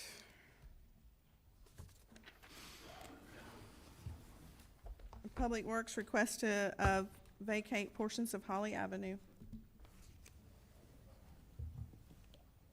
This is just to formally request a public hearing at the next board meeting. This is down off of County Road 315 South near the Kenwood Boat Ramp, a section of property that has an alleyway through it, and Holly Avenue that are completely undeveloped. No need for the county to have them. We're good with moving forward with the hearing. All right, so this is just request to advertise. Yes, ma'am. All right, any questions or comments?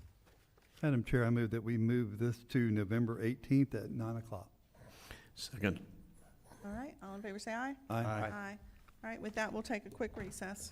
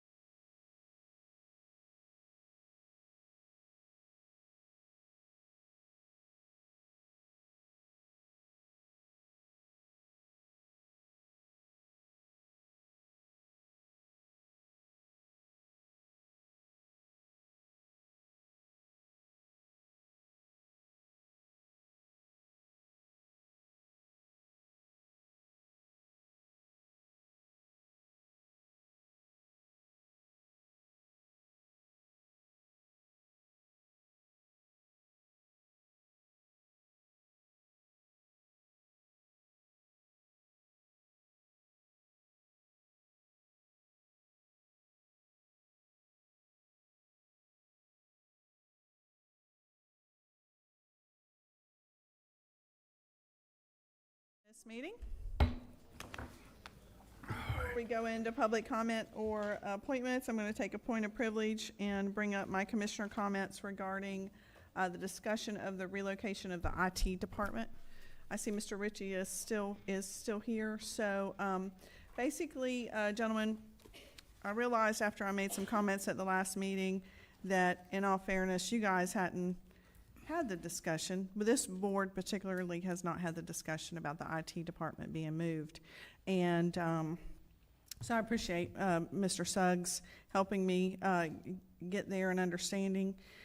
We had discussed it a couple times at when we had different board members, but we never did take a vote or ask anything particularly of the admin team to move forward. So I wanted to bring this up because it's one of the things I've wanted to see happen since I've been elected, is that the IT department get relocated. And it's a bigger ask than, generally speaking, it's a bigger ask than, oh, you're just moving some people and desk. And so that's why we're here today. And, you know, when I go back and I think about the departments and the conditions that our staff works in, the worst conditions by far is the animal services, but we are fixing that, and they'll be in a new building and they will be better off pretty soon. The second department would have been the sanitation department. They were in a modular home that was falling around them, but that's been remedied, and they've already been moved to a very nice office. And I would say the third department, and this is my opinion, would be the IT department. Mm-hmm. When you go down to, they're currently located above the tax collector's office. When you go down there and you walk around, you'll see stains on the carpet. You'll see areas of the ceiling that has leaked.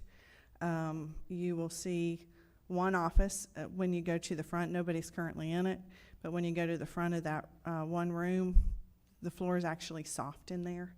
The hallways are narrow. It's hard for staff moving equipment up and down those stairs. We had an issue, a small issue with one of our staff members who was carrying something up and down the stairs, and had a little workers' comp claim. And then you have the cybersecurity concerns, because there's 3 doors entering the building. 2 of them do stay locked, but one of the hallways that I went down the stairs, it literally comes out in the middle of the tax collector's office. And those doors, from what I'm understanding, have to be left open for safety reasons. So it's not unusual, when I spoke to some of the staff members, for somebody from downstairs to take a tour of the upstairs just to show off the nice ceiling that's up there and some of the historical value of the building.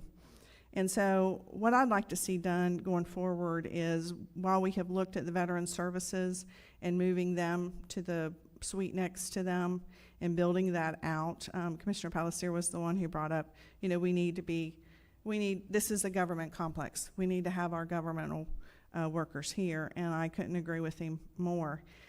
So what I'd like to do is propose that we look at I believe it is suite, James, what was it, suite 550? 550 and possibly 600, and let them take a look at that, see if they can move their staff. They have about 11 or 12 staff members. I've been in that suite. It would work for them, and they have been working on systematically trying to move most of their big equipment, most of their servers over to the EOC, and I've been in that room as well, and it's very secure. I don't know if in the future all of it could be moved there or a portion, but either way, I think it just makes it more sense, and it's more effective and more efficient if we have our IT department here close to us. We spend a lot of money and don't even realize it, because I had an issue with my phone. You have to call and call the help desk. Well, they can't physically fix it from where they're at, so they have to go down the stairs, get in a car, drive over here for literally a 10-second fix, then get in the car and drive back. And so it would make sense. Now I know they have to go to other departments that are not in this location, but it puts them in a little bit more centrally located spot. They're more, safer as far as workers' comp claims. They're not hauling equipment up and down stairs. I believe their security would be safer. And so what I'd like for the support of this board is to please ask staff and join me in asking staff to go out and get a price to see what it would cost to build out that 550 department. So I see several people have their lights lit, and I appreciate that, starting with Commissioner Harvey. Thank you, Madam Chair. You know, you're exactly right. We sit here sometimes and we talk about things, but we never bring that plane in for a landing. No fault of anybody's, but it's time to bring these in. A couple years ago, we entertained, Mr. Suggs and I entertained, and I think Julianne was there and JR, but we entertained a company who wanted to come partner with us, and it was mentioned, IT was mentioned at that meeting about moving over there, but nothing really concrete, nothing ever really happened about it. I've always said, and I've been saying it a lot lately, is it's time to reinvest in ourselves. We have all these facilities around us that are just sitting there idle, and we have, you're right, we had deplorable conditions around the county that we're rectifying, but it is time. It's time for us to be professional. It's time for us to bring our goodness back to our area. It's time to build what they need to be built, not just what we want to build, to make it secure, to make it more functional, to save money. You know, it's going to take a little bit of money, but we have a little money that we can do that with. But I support you wholeheartedly that, you know, IT needs to be moved in veteran services right now. We heard the presentation this morning. So if we can start looking at those two things, and you've got my support, then I'm on board with those items being moved forward today. Thank you, Madam Chair. Thank you. Commissioner Newbold, you're recognized. I would differ with your list a little bit. I think Parks and Rec's in a shambles, that space. But that's a subject for another day. I agree wholeheartedly with the idea of relocating IT, just for a myriad of reasons. But I would, rather than only looking at that Suite 550, I'd like you to open up that idea of looking at the space we have here, this campus, so to speak, and finding the best space for it that works logistically, and just be open to what is the best space here at this location. That's So let me just add to that. So the reason why, I believe that they've already done that, the reason why they suggested Suite 550 is because it has a loading dock on the back of it, which would be very essential for them. It has a, what was that? It almost got killed on that loading dock. Anyway, it does have the ability to move equipment, and it also has a side door if they chose to use it, that whether it would still be a roll-up door or not, but it would be easier to move, equipment, monitors, Sure, that but- kind of stuff. That's why they looked at that, was because of the loading ramp. Well, if you wouldn't mind, if we could keep our minds open to special issues that space may have, and if there's other space at this location that makes more sense at the end of the analysis, I'd like to just keep our options open. So anyway, I'm all for it. I don't want to be pigeonholed into one specific space if there's a better space available, and that may be the best space. Yeah, that was just their suggestion after looking at, I believe they looked at the whole area here. Mr. Ritchie, do you want to comment on that? I don't mean to put you on the spot, but have you looked at the other areas that's here at the governmental complex?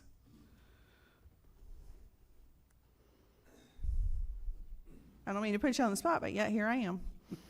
I'm never put on the spot, Chair Lady. Very good answer. Nevertheless, we have looked, and we've looked at some areas behind this very room. We've looked at areas all along this, on the government complex for sure, what would fit our need. And then it's been also asked of us as well to see, our county is growing. We're the department that has the data, that looks at it. I look at it quite frequently through 911 lens for sure.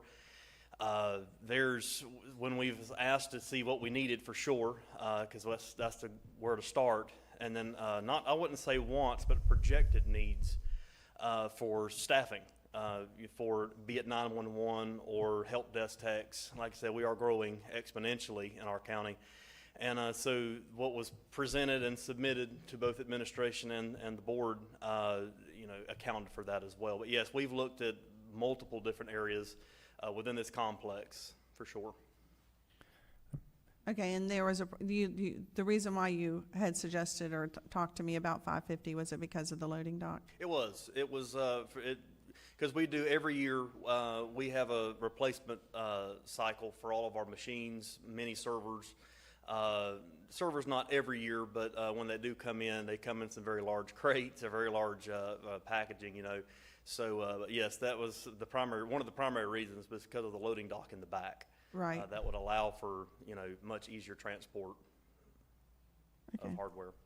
All right. And then there was a leak above the server room about, 4 months ago? Something like that, yes, ma'am. And that caused some concern, but we think we fixed that? Yes, for sure. If it was a tile over, it would have hit some of our core infrastructure, and we would have been, for lack of a better term, dead in the water until we could spin up our backup location to run services. But yes, we were fortunate that it was a tile over. The way that has been remedied. And then how much equipment do you think was in that server room value-wise? Is it $1 million? Easy. Okay. All right. And then if we were able to move staff for now, then you could incrementally start moving server how you would want it? Sure. We've already begun to move some of the production and critical infrastructure for the county for services. We have a maintenance window every month. And in that maintenance window, we try to take a look at what we can move from that particular data center to our backup location. Our backup is we've in a position to change our backup location to our primary because it's fortified from the elements and things of that nature, a little more than where we are at now. But yes, we try to move as much as we can. There's some things we cannot at the moment because it takes a tremendous amount of configuration and logistical planning to do that. But we are in discussions internally within IT at the senior management level of IT to figure out how to get those services moved. So you could truly move your people and then incrementally later move the rest of the server as you seen fit? Yes, ma'am. Okay, all right. I think that was a concern that we would have to move everything at once, but we don't necessarily have to do that. No, ma'am. All right, Commissioner Newbold, you're still on the floor. At an earlier meeting, we had talked about the building that I think sits, I'm going to call it north of the supervisor of elections office, is a separate building that was, I think, a bank at one time that is in terrible disrepair. It may be worth thinking about just raising that building and putting up a new building similar to some of the others that we have, like something like animal services, something that stands on its own, that has IT by itself, secure. You could put in, we know what it costs for those buildings. We've done them, and you could customize those slightly and have them in a safe, secure, customized space. It would be centrally located to this space, and anyway, just a thought as we get into that building, the balance of this building. I think we're gonna come into electrical issues.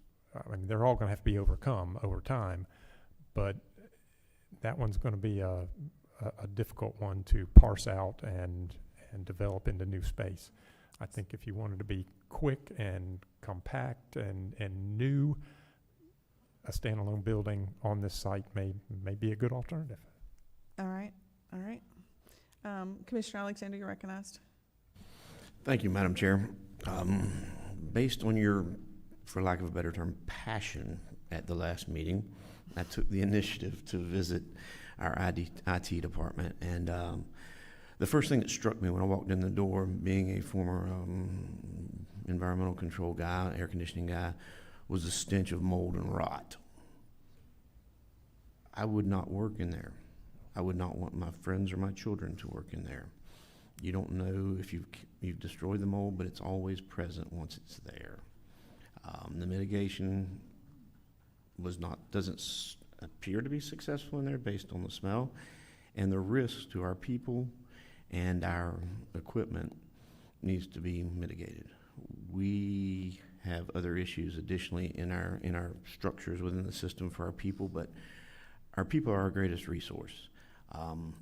You know, I look at that issue, and then, you know, as JR said, we want to retain our people, our quality people. And, you know, if you look at Parks and Recs, I haven't played softball in 20 years. And when I played softball 20 years ago, those buildings down there at Theobald were terrible. So, you know, we have a number of issues that need to be addressed, but I think that from a safety standpoint, between lifting equipment, taking them up the stairs, the mold, the issues with the drainage on our equipment, I think that is the most immediate concern, and it needs to be addressed as soon as possible.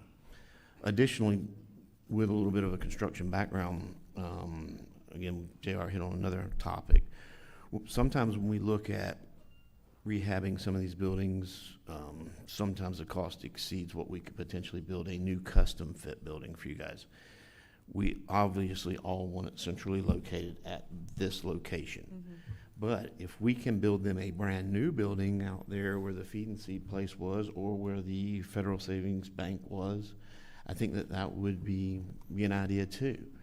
That could be custom tailored to your needs and provide the security that you need and built at a ground level or with some type of lift in the back to mitigate loading of the equipment. So I would like to express my desire to 100% move IT and get the people out of there, and we'll get the equipment out as time progresses.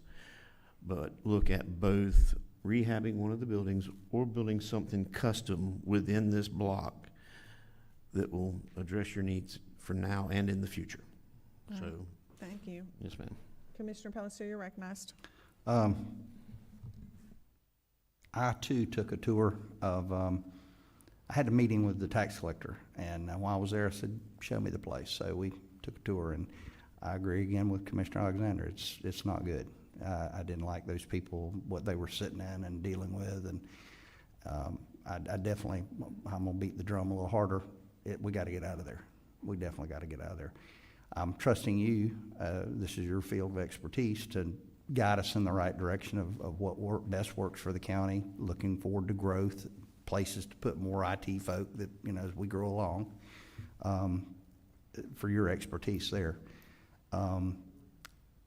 I have more to talk about with my meeting with the tax collector, but I'm gonna wait till commissioner comments with that. Sir. But that's what drew me down there, to see what I saw. And while I was there, I just took the e-ticket ride, I guess you might say, and saw everything. But it's deplorable. It really is, and we have got to get out of there. So, like I say, I trust your judgment to put us in the right place to that we can grow with. But I would like to see us, we may get a better deal if we combine the VA expansion with the same contractor. We Yeah. could get a better deal and put it all, Put them both out for bid at the same time. at the same time. Yeah, because if you were to take the existing buildings and have them build out, I Right. would agree with that. I was thinking the same thing. Yeah, I think that's gonna be a better way if we put those two together and knock two out of the park at one time. Thank you, Madam Chair. All right, Commissioner Harvey, you recognized. Thank you. Thank you, Madam Chair. I think what you heard today is you got a consensus of everybody on board. We've got different ideas of maybe standalone versus already in-house. But that's something staff can bring back to us and can start working on. So today, I think what we try to bring this plane in for a landing is to say to staff, we need some options brought to us and look at what we can do. I'm not too fond of being out by ourselves because of IT. Just my personal opinion. I think maybe what we recently saw with the building here, what happened, I think that we could be almost like a red flag being out there. So I think we'd probably be better inside. But I'm open to all suggestions. I think we need to look at everything.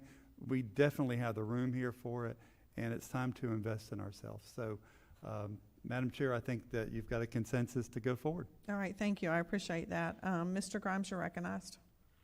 I just would like to say that if we do push forward both of them in the same building at the same time, if the worth value of that project exceeds 50% of the worth value of the complex, you're going to have to bring the whole entire complex up to code and clean it, including the empty space in between. This space here, everything will have to be brought up to current code the minute we go over 50% remodel down there. So, and it's all dollar value, right? So if you put high dollar equipment, high dollar value, and it brings the value of that up, when it hits 50%, you're gonna do the whole entire complex. So when you say equipment, you're referring to his equipment? The build-out cost, so Oh, the build-out the cost, high that's what I thought. security, the high everything, you put it all inside this building, and that exceeds the value of whatever this building today is appraised at. When you hit 50%, you're gonna do the whole entire building, including electrical, mechanical, plumbing, everything's going to be brought up to current fire code, everything's going to be done at one time. So that'll be a decision that we'll have to make as a board once we get those quotes back. Yes, and I'd like to just address the loading dock. Sure. That portion of the building needs to come off anyway, so that loading dock's going to render useless, because back whenever this building was re-roofed, the board at the time, not you guys, decided not to re-roof that. The roof inside that portion of the building is completely collapsed and separating from the building. Are you So- referring to the piece that's closest to the road where the roll-up door is, or are you referring to the back of the building? The back of the building inside the fence where the loading dock is, where it used to be an old cooler, probably back in Commissioner Harvey's day. That's also where the electrical switch gear is. The last time I talked to anybody about the electrical switch gear, we were looking at $500,000 to change that electrical switch gear alone. Now that was back during COVID when you couldn't get them. They may have come down now, but that switch gear in here is extremely expensive, and that's gonna have to be changed when we do those. This thing was never designed as an office building. It was designed as a grocery store, so it's got a humongous set of electrical back there that's got to be upgraded and renovated at that time. I just want to give you guys a little caution as we're moving forward, so you have all the information, because I don't think you have all of it. But the concrete slab itself is good, right? The concrete, yeah, well, it's separating from the building. I mean, if it's, the concrete's still good, but there's a gap between the concrete and the building. And the roof's collapsed on top of all your electrical equipment back there. So all that stuff needs, as we're doing this, all that stuff needs to be done. All right, Commissioner Palatka, you're recognized. To be sure I understand you, Mr. Grimes, if we did just the VA, that's, and so-called the dust settles on it, then we could go do the IT, and as long as you break it up in smaller increments, it doesn't trigger that threshold? I think you're gonna trigger it when you start doing it. So when, we just gotta be prepared to do all of it at one time. That's what I'm trying to caution. The minute we start piecemealing and stacking and all that stuff, I mean, because now that we're talking about it here, if we already have plans to do that, the building department's gonna go, nope, you're gonna have to do it all, because that's the way that their rules are written, right? So you could get away with if we're doing veterans, right? Because that's that, but now we've made plans to incorporate it into IT, so now as it's on the air, it's all stacked as one project, so they're gonna look at it as one great big project and what it's gonna take to renovate the whole space. Well, we really haven't made that decision. What we've asked is that you guys go and get quotes and come back to us. Am I missing something? Well, we need, how much space do you want to use? What's the plan? I mean, we brought a. So I do believe that both of those departments have, I think we received in our package the one for VA, for the Veteran Services, and then I think that I think that the IT department has already given us a drawing, a rendering of Suite 550. Yes, ma'am, Madam Chair, we have received some information. Staff would like the opportunity to sit down with the IT folks and Mr. Ritchie and go through that rendering as a needs assessment, so that we'll get the right square footage that we need for relocation. Staff is really looking for some opportunity or direction from you folks today, just so we can go back out and kind of do what we did with the last project, which is look and see if the suites here that are available will benefit us to move forward with that, or if the cost would be more beneficial to do a standalone facility. Yeah, I think that's what we're asking. Okay, That so is what I we're think we asking. can go from there, and is that enough direction for us? Absolutely. I want options of both, right? Because I think you're gonna find you may be more economically friendly to just build a standalone building versus, because all the plumbing in this one, it's all in the back. I don't even think there's plumbing in the 550 or the 600 as far as. There's two bathrooms back there. Is there two bathrooms in the back? Yeah, there's So- two bathrooms. okay, They're so- actually also ADA compliant. Okay.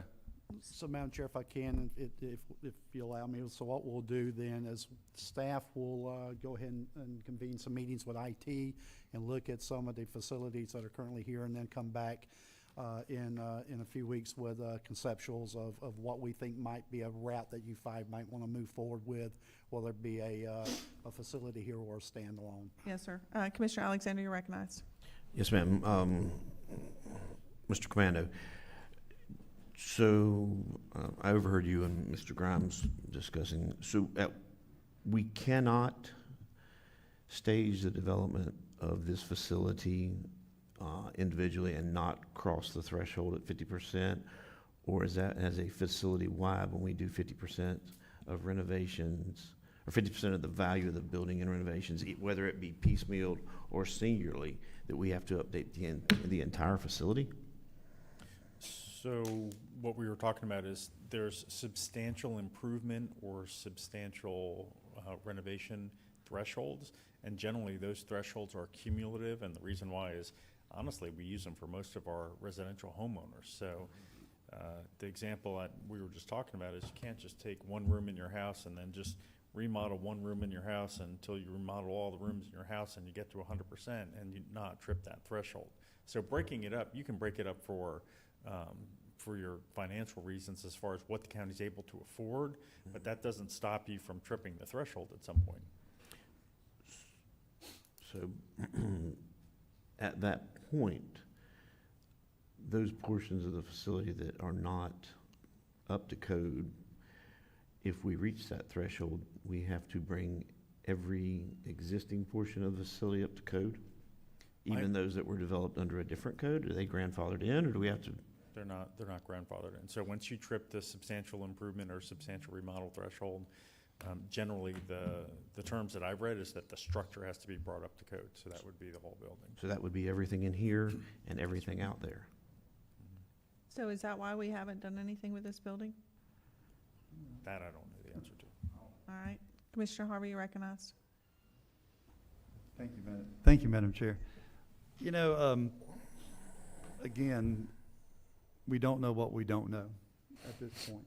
So we're hearing that we could be substantially modifying and cumulative and all that, but there's a value on this building already. There's already a price, so we don't know that. I guess my question is, and I heard Mr. Suggs say he would try to bring something back in a couple weeks. I think that's a little fast. I do. I heard you say that. Did you say? I said in a few weeks, but that's okay. We'll work hard to get those 2 weeks. Well, I just don't want you to be tied down to November, and you know, when really, if we get something by December, I would be happy with that. I just didn't want you to think that I mean, I'm speaking for myself, but yeah, it's a lot of work right now. It is, and we know what we've went through multiple iterations with the one that we currently are dealing with. And we hadn't brought that back yet, so you know, I think the ideal solution would be, we've got direction now, what it is that we're looking for. Give us the time to go out and bring back some valuable options to you folks to look at, to make sure that we're following the directive of the board at that point, and then we can engage further. You know, I appreciate that, and that's why I brought that up, because I didn't want you to feel under the gun to bring it back immediately when we weren't prepared for it. But we don't know what we don't know, and we need to know what we need to know. And so I'll just leave it like that. Thank you, Madam Chair. We're going to call those Harveyisms. Is that what you call them, those little sayings? We have a book. Well, Commissioner Palastier should have. He's only been here back a year, and he's got some good ones. Commissioner Palastier, you're recognized. The whoop-de-doos. I've always said that we need to utilize this entire building, and I want my colleagues and staff to realize that I think that's really the goal we're all interested in. We've got 20,000 square feet of nothing. And to be able to expand and do what we want to do, we may have to address the issue of whatever it is to fix the entire thing so that we've got something to move forward to. Now, what that's going to cost, I got no clue, but I know it's expensive. I can guarantee you that. But I think we need to know that, because we've got a commodity we can't sell. We can't do anything with if we don't do the upgrades to make it safe and codes and whatever else that it's got to meet. So that might be the first thing we do, is just bite the bullet with the entire cost of what it's going to take to bring this whole facility into code, and then we can make our expansions. But and I'm in commissioner comments. I've got more ideas about Mr. Harvey's Pantry Pride building. Commissioner Alexander, you're recognized. I'm good. Mr. Suggs. Yes, Madam Chair. Just is your mic on? Yes, ma'am. Okay, thank you. Just for clarification, what we'll work on as far as staff is conceptual. We won't be able to bring you back anything, any design, any engineering, any of those things. We'll bring back conceptual ideas for you five to be able to look at and review, and then have questions on. Okay. All right, I think we're there. All right. Thank you. That was one of my comments. So we'll go on into public comment on miscellaneous items. This portion of the agenda is designed to allow citizens an opportunity to bring matters to the attention of the board. It is not reasonable to expect that the board will engage in debate or deliberation about matters on which the board has received no prior information as part of the agenda. Please limit your time to 3 minutes. Public comment cards are conveniently placed at the meeting room entrance and should be submitted prior to the meeting to the deputy clerk who sits to the right of the podium. You would think I could read this in my sleep, but I still have to look. Is there anyone who would like to speak? Do you have any cards? Mr. Larry, did you want to speak? I've seen you here a couple meetings. Okay, all right. Going into appointments, do we have any appointments starting with Commissioner Alexander? I need to reappoint Charles Smith to the Contractors Review Board. I talked to him the other day. He's good to go on that. That's CD, right? Not senior? Yes, ma'am. Okay. Yes, ma'am. And I need to reach out to a couple of others of reappointments. What was that? I need to reach out to a couple of the others on reappointments, so that's the only one I have. The contractors board is done by discipline, so you guys have to vote on that. It's not a district appointee. All right. So that's an at-large appointment. You make a motion for that? Yes, I make a motion that we reappoint Charles C.D. Smith as our roofing contractor representative on the Contractors Review Board. Second. All right, we have a motion and a second. Any discussion? All in favor, say aye. Aye. All right, any other appointments? Commissioner Alexander? No, ma'am. Commissioner Newbold? I'd like to make a motion to reappoint Jody Lee to the Waterways and Trails Committee. Yeah, somebody second? I will, Second. definitely. Second, all right. We have a motion and a second. Any discussion? All in favor, say aye. Aye. Aye. Motion carries. That's all I have today. All right. Commissioner Palacier? I have none. All right. I have none. Commissioner Harvey? And I have none. All right. All right. Matt Reynolds? Clerk Reynolds, I'm sorry. Good morning, ma'am. Good morning, commissioners. Speaking of buildings, I'll update y'all on ours. The renovation of the customer service building is going well. I believe we expect it to be done within the next few months. Oh, wow. Hoping by end of the year, but may not be able to make it, but at least early next year, hopefully we'll be completed with that and be back up and running in that building. So other than that, I don't have anything to update the board on. Thank you. All right. County Attorney Commando? Nothing today, Madam Chair. Thank you. County Administrator? I have Mr. nothing Suggs? further, Madam Chair. All right. Does any of the deputies, administrators have anything? All right. Going into Commissioner Alexander. I have nothing today. Thank you. You just don't want, you just ready to go. All right. Commissioner Palacier. Few things I want to talk about. You know, I was real gung-ho about moving the tax collector and property appraiser out here with us.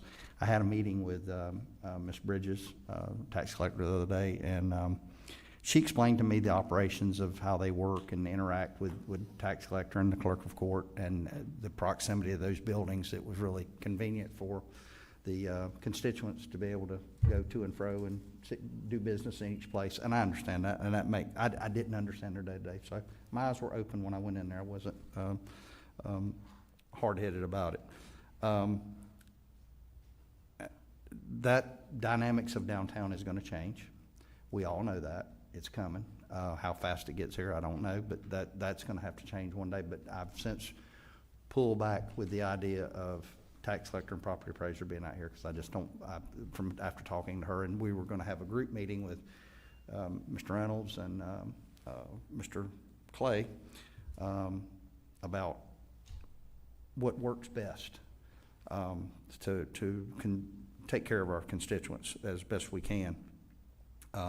However, the Pantry Pride building, I do feel like is sitting there as a total waste of possible income.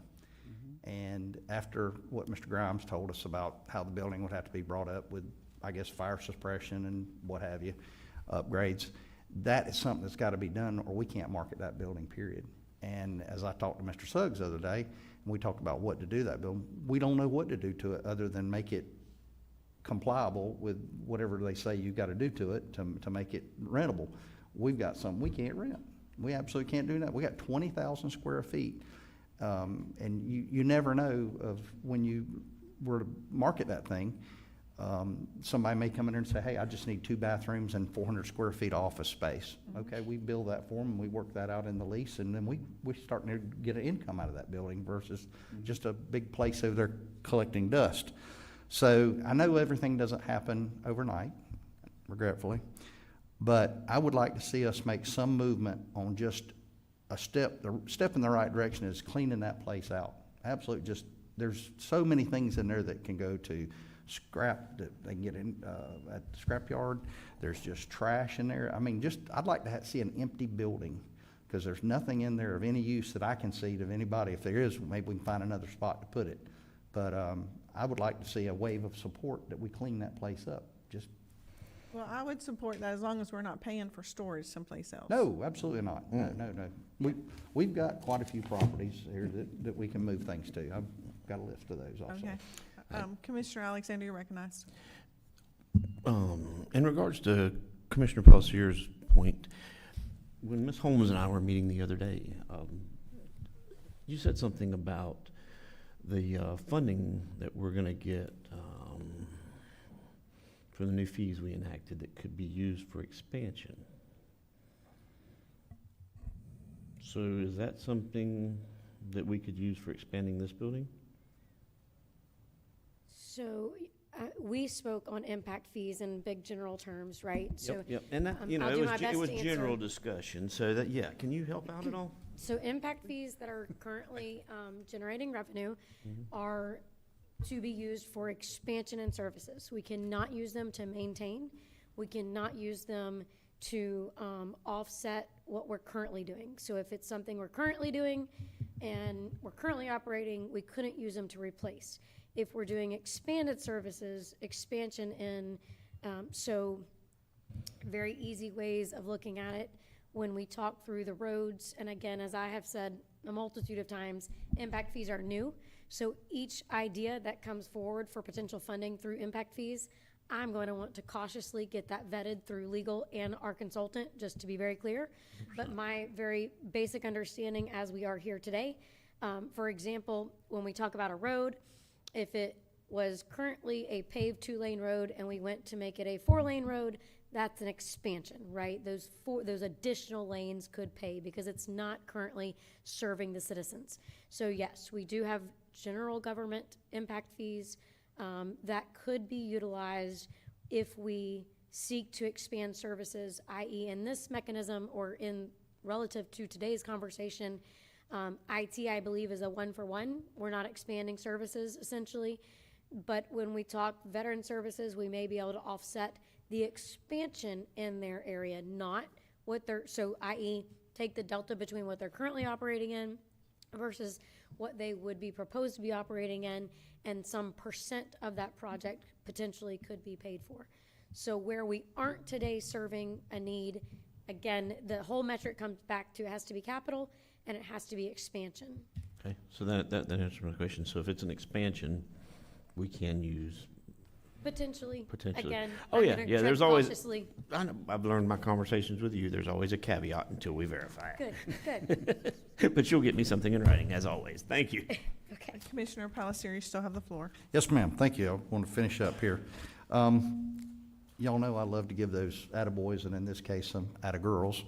I had a lady call me up, and she could not say enough nice things about this lady over in Public Works and how she bent over backward and just went the extra mile or 2 miles to help out.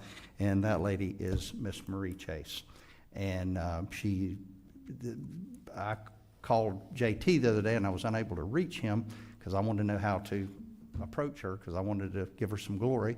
And he wasn't there, so I just took the matter in my own hands, and I called her direct, and she was absolutely floored.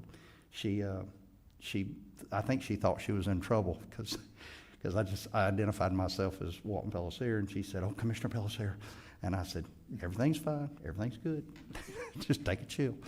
And I began to tell her what the lady said about her and how much, and I don't know the lady by face, I'd love to meet her. I'm sure I have seen her, but I'm terrible with names and faces. But that's the kind of thing that I love to tell about our people and doing the job, and give those praise points when they're due, because that's just a good thing, and spread that love.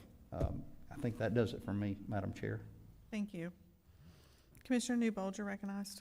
I have a couple of things real quick. I don't know if, probably a lot of people were not aware of the activity we had at Dunn's Creek State Park this last weekend.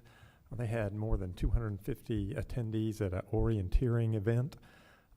These were kids, primarily junior ROTC, from all over the state, really, coming here to Putnam County to do a really unique activity in our state park. They had a great event. The weather turned out well. It was well organized. At the end of it, their organizing body said, hey, this is a great location. We'd like to be back. So it's nice to see that space being well utilized and gaining some traction.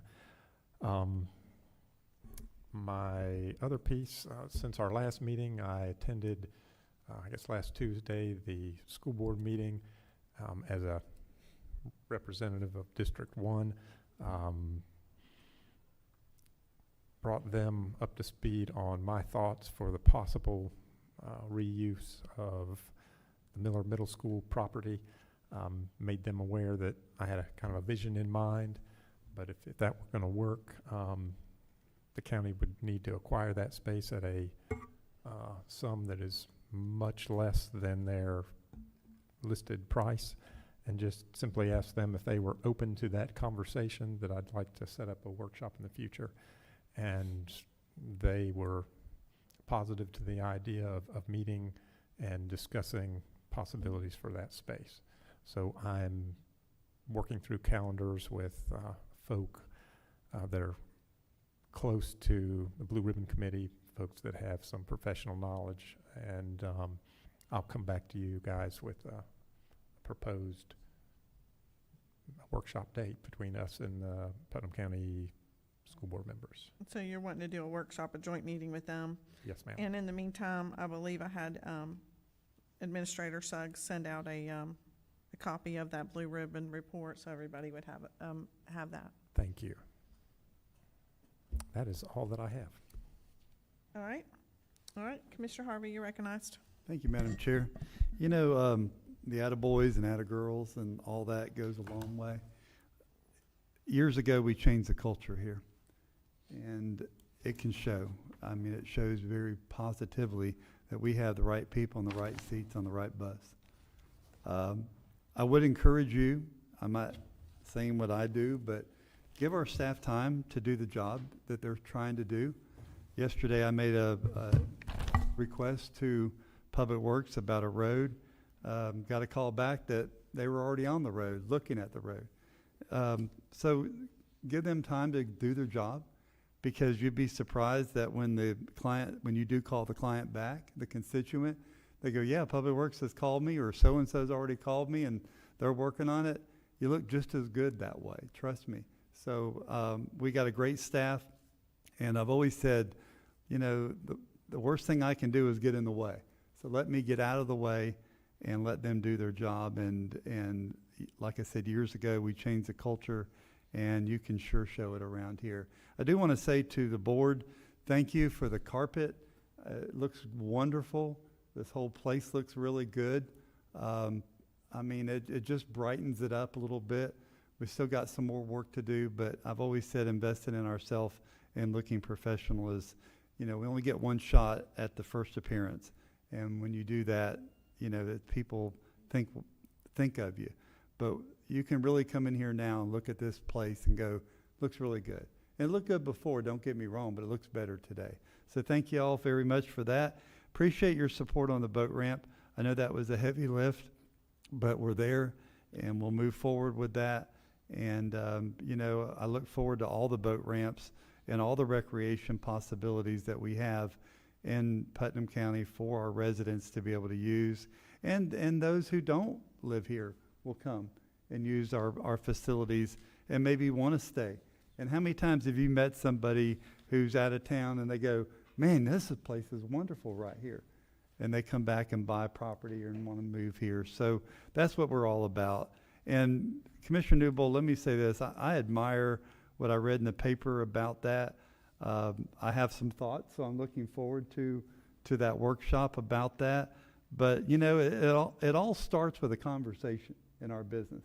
And it starts with, you know, what can we do together? How can we move this thing forward? How can we all benefit? How can the community benefit? That's what this business is about, is a relationship. So I appreciate each and every one of you and the job that you're doing, the relationships you're building, and the work that's coming back to this board is impeccable. Thank you, Madam Chair. Thank you. A couple things that I have. You know, I had to come back and talk to you about the IT department being moved, but it was a good reminder for me that, you know, we do have to come back to this board. When we're spending resources, everything needs to be done in the sunshine. And I had just truly had not realized that we had not taken a vote on it. And so why we are, this board, what I love about this board, and I've often called us the board of change, we're passionate about the things that we want to get done in our community. Each one of us, we just have picked up something that, hey, we want to see grow and improve our community, and we're all working on different projects. But I just want to remind you that remember to come back to the board and have the discussion so that staff has direction, because it's not fair to staff if we're all back there giving them 5 different things to do. So just keep that in mind as we, especially when it comes to the same area. So just remember that having this great conversation at the dais and giving good direction to our board, to our staff, is what we need to do. And also I want to say that Putnam Animal Services, I have received an email from somebody, and they just sang their praises about how hard they work. They're not always in the best conditions. Of course, they receive animals not in the best conditions. And I just want to give a shout out to our Putnam Animal Control Services staff, because they're working and hard. They're doing the best they can with what they got. And I'm so very proud of them. And we do have a light at the end of the tunnel. And we are hopefully going to get them moved and in a building before the end of the year. And I know I've said that another year, but I'm not going to say it. I'm not going to say that in January. We are this close. Go ahead, Mr. Grimes. So just so everybody's in the public as well is updated. So this week we've got the fire sprinklers are installed. They're supposed to be testing those with the fire marshal probably tomorrow or the next day, getting on his schedule for finaling those. The kennels are complete inside the buildings. So that portion is done. The AstroTurf for the play yards, for no better term, is installed. Loman's is there as of, I was there at 7 o'clock this morning. They were already putting up the tension wire and the top rail of the chain link fence. I did talk to Chase Futch from Loman this morning. The gates are there, so they'll be putting the wire up and the gates on the play yards in the turf area the rest of the remainder of this week.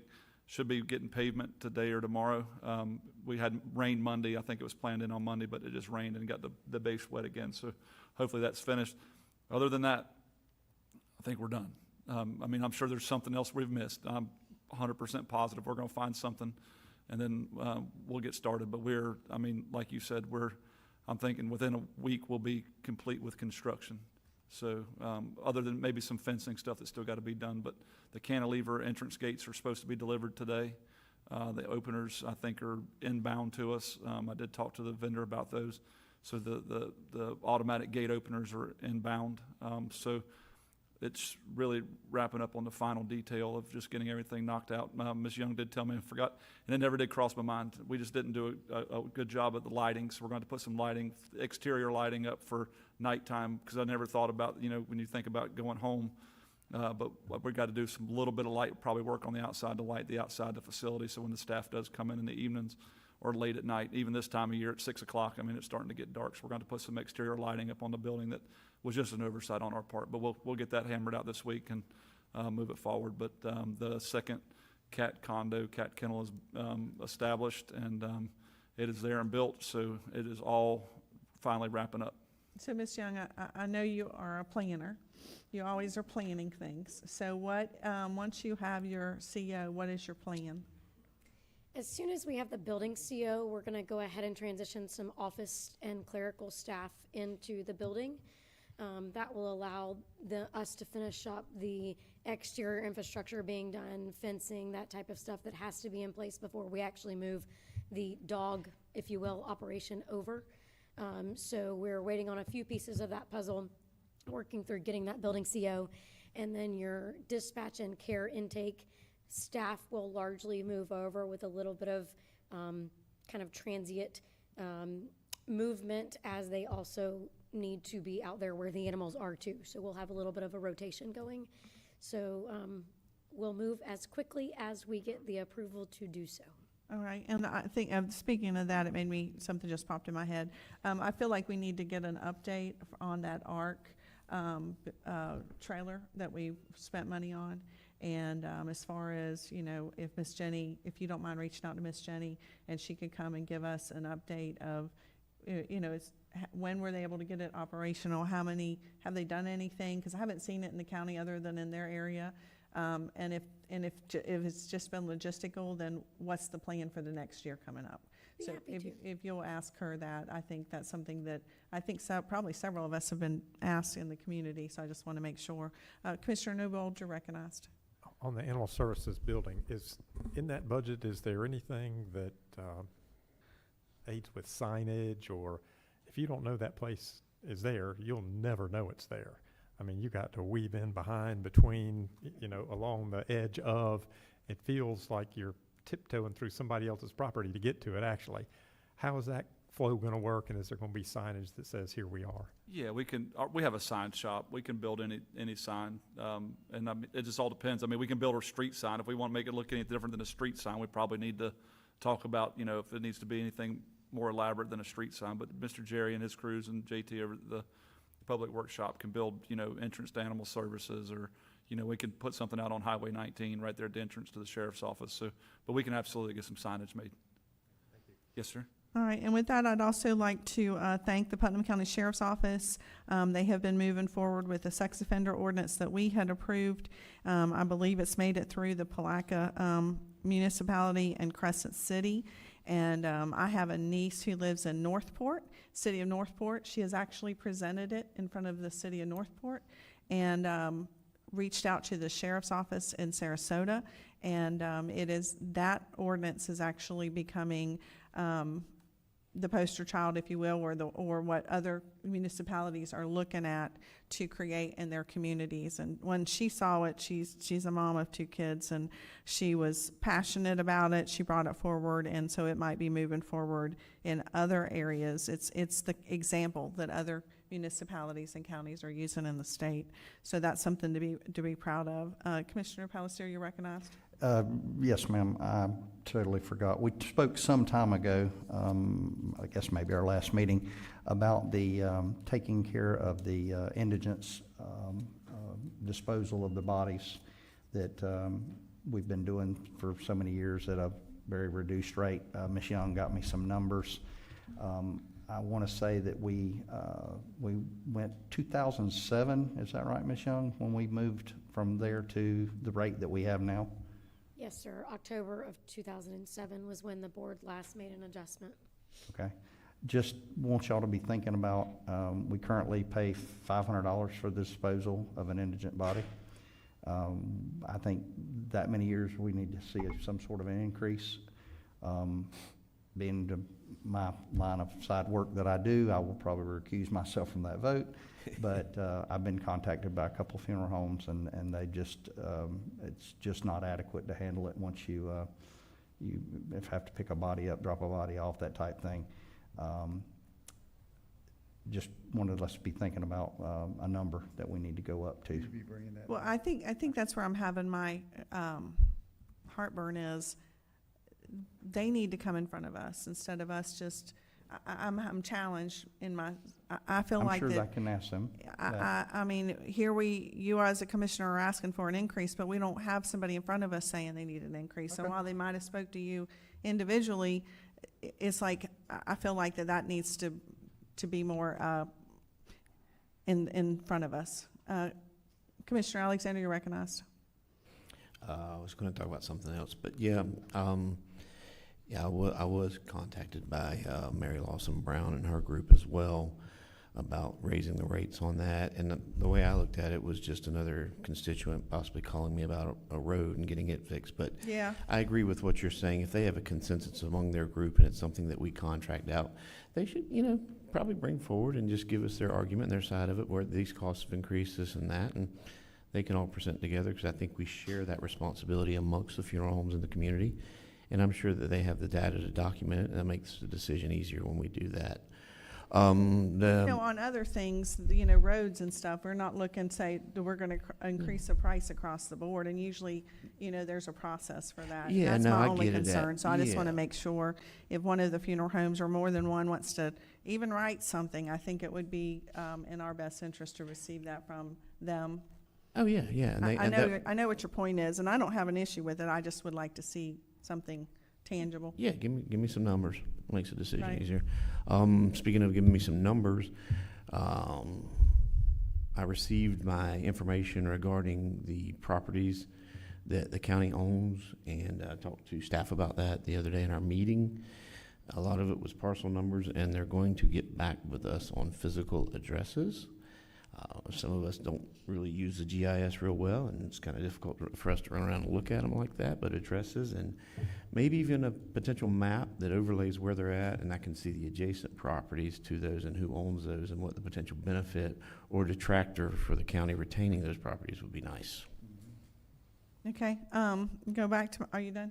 I'll Yes, go back to ma'am. I'll reclaim my time over here. All right.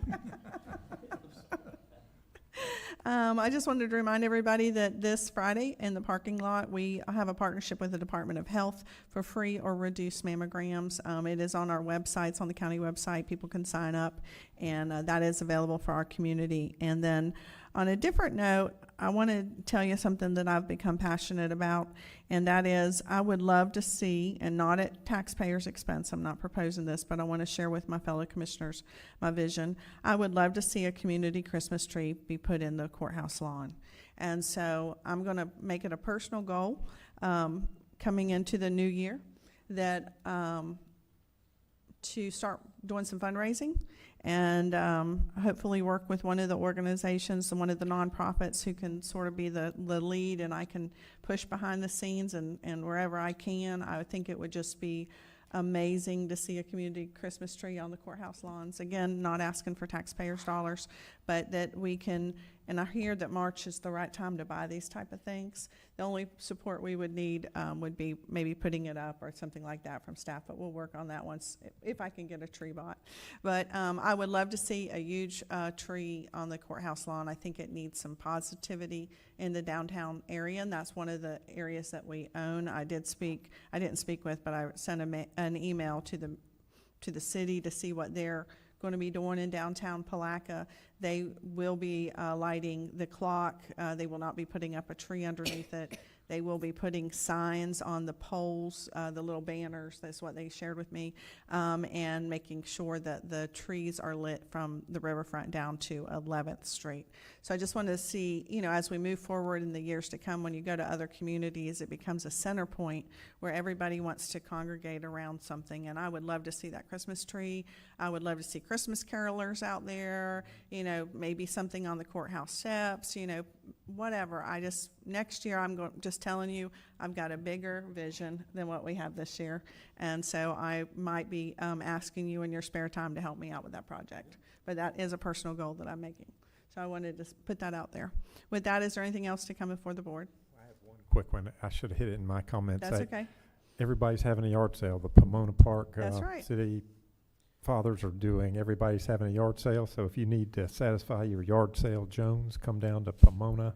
It is it 2 days, Larry? Saturday, just Saturday. This Saturday in Pomona Park, and it's a big to-do, and it's a good time, so come on down. There's plenty of things to do in Putnam County. If you can't find something, you're not looking. One of the things I will say real quick is the chamber has taken on putting all the flyers and stuff in the community. So you can go to the Chamber's event calendar, and you will see a plethora of flyers and information for each day of the week, or mostly for each weekend. So when I went to find something for my grandkids to do this weekend, there were like 5 or 6 things on there. So all the communities seem to be going to that center location, which I'm really happy about, and I want to thank the Chamber for doing that. But it's easy to find out if you don't have anything to do, there's plenty to do. You just need to look for it. All right, with that, this meeting is adjourned.